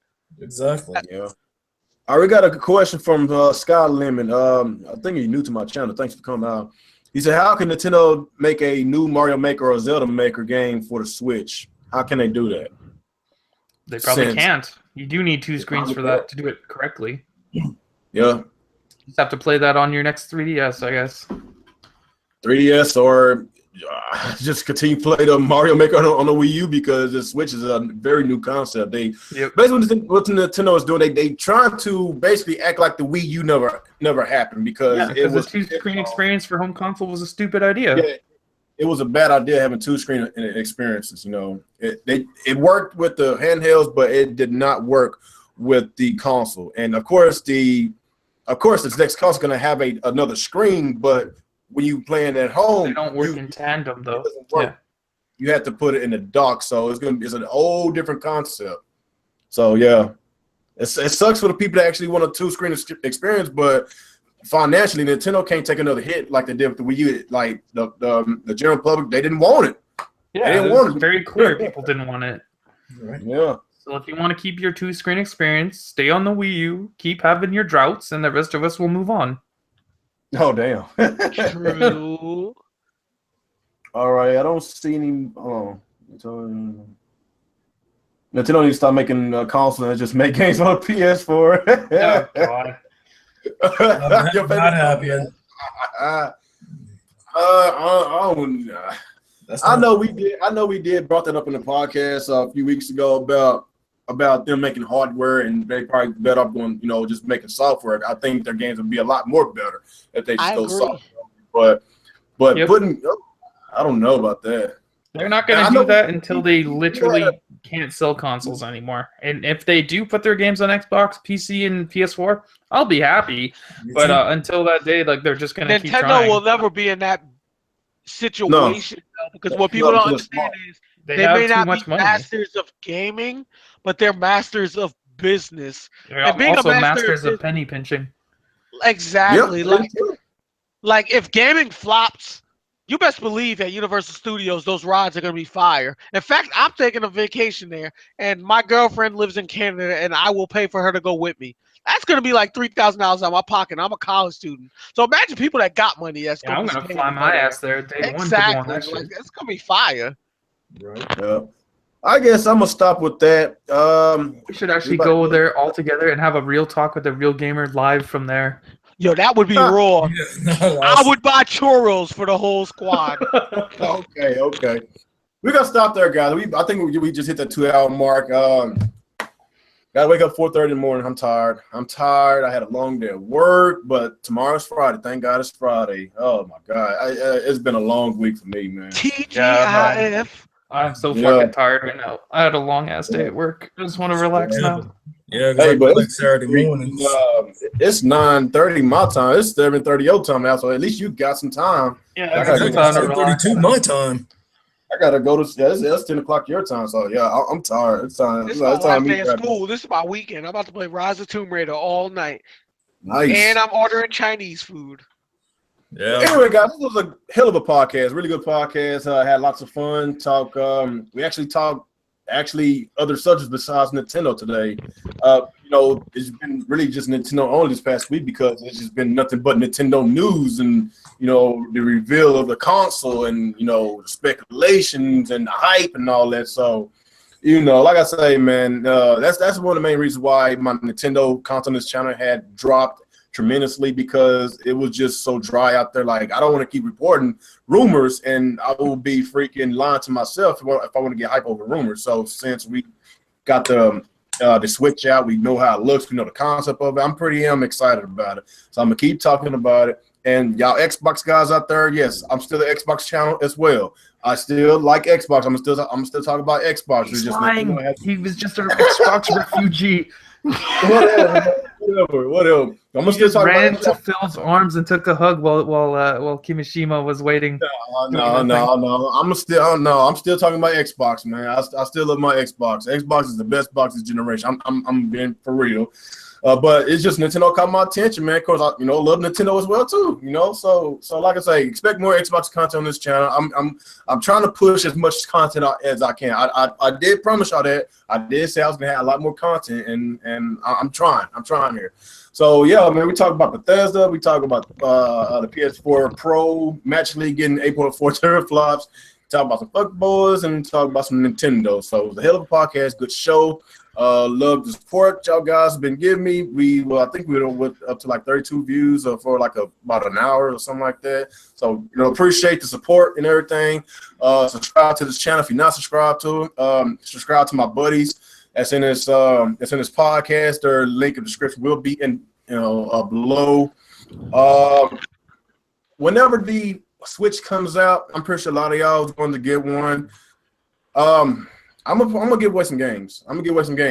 I thought about giving away a Switch, giving away a console, but no, I ain't that rich. I ain't that fucking. That's why your alter ego's down here today. I'm not Obi-Wan rich. You need to start going like this, Real. What's going on, everybody?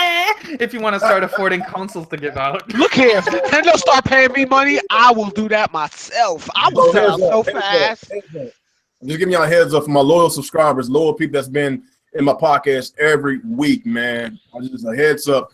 I will be giving away Zelda Breath of the Wild. I might give away 2 or 3 copies. I might give. Damn. Yeah. Damn. Just letting y'all know. You're gonna sell that I'm dog out shit there with to you. the I got you. You got this No, real. no, I'm being for real. I'm gonna probably like get like 5 names. I'm gonna do a drawing. So if I get 3 copies, it's 2 people could be shit out the luck.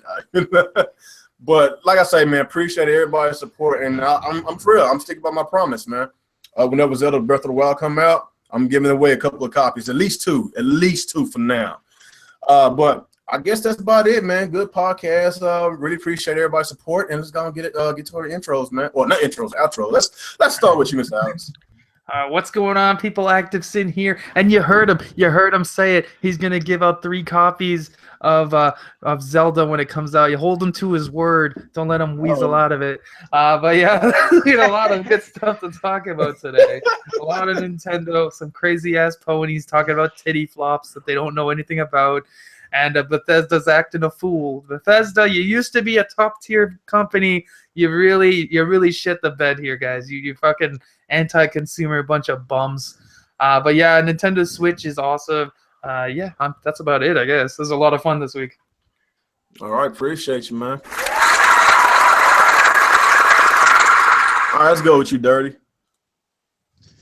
Yo, what's up, YouTube? This is your boy Dirty. You can check me out on my channel, The Old Dirty 33. I want to thank Real Gamer for letting me on this podcast this week. Peace out. All right, thank you, man. All right, let's go with you, Retro Bro. What's up, YouTube? Retro Bro here. We had a lot of fun tonight. We gave you a lot of information that's been coming up this week. Also, I'd like to put on the record that ZenGamer made a bet with me and Alex that the Nintendo Switch won't sell more than the Wii U did in 4 years' time. Man, that was like free money. So in case we forget, do us a favor and keep accountability, because we gonna collect our money, because that nigga rich and I need money. You did hear that right. The Salt King ZenGamer thinks the Nintendo Switch is going to sell worse than the Wii U. So he's back salty, huh? Oh yeah. Oh my God. Well, I'll tell you. All right, appreciate you. All right, last but not least, is gonna go with you, Sinister here. Hey, what's happening, y'all? Sinister here, and joining the time with you guys. With Real Talk with a Real Gamer. Bethesda, you're assholes. F you to you. Yeah, yes, but good time. Talking Nintendo and stuff. But I'm just ready to get back in the battlefield. So sayonara. I appreciate you, man. All right, guys, keep a lookout. Like I say, man, whenever the Breath of the Wild come out, I will be giving away some copies. So just to let you know, we'll be doing our little raffle. And like I say, the people that's been supporting my podcast every freaking week, like, expect your names to be in the drawing. And like I said, I really appreciate all y'all help, all y'all support with this channel. If you know somebody, some friends, share this video, share this content, tell people about this channel, man. So let's grow. Let's grow. Let's hit 2,000. Let's hit 2,000 subscribers within a month. I'm almost at 1,800. Let's hit 2,000, man. I would like to get a little bit more subscribers. I would like to get a little bit more views. But like I say, man, the people that's been supporting me all this time, I didn't forget you, man. And I guess after that, is anybody doing anything that they want to promote on their channel? They want to say? Look here, we the realest brothers on the block, aside from the Black Okage and his crew. So let's give it up for real and try to give them the 1 million subscribers like Tyrone Magnus. Whoa! Tyrone Magnus. Oh man, it's man. It's always good, following your channels and stuff, like, showing my support. Hey, you guys show me the love in return. Always getting those quality subscribers and stuff like. But I'll make a declaration. I've been busy with school, so I've been on hiatus for a while. If the Nintendo Switch is fire, I'll come out of hibernation. I will get the illegal capture card so I can record Nintendo Switch, and Nintendo can make their little money just so I can show y'all some footage. Okay, that's what's up. Hell yeah. I guess after that, like I said, everybody's channels will be in the link in the description below. Support everybody, subscribe to their channels. Just support, we all a team here. Let's support each other, man. And I guess after that, podcast is done. Peace out, and I am out of here. Peace. All right, see you.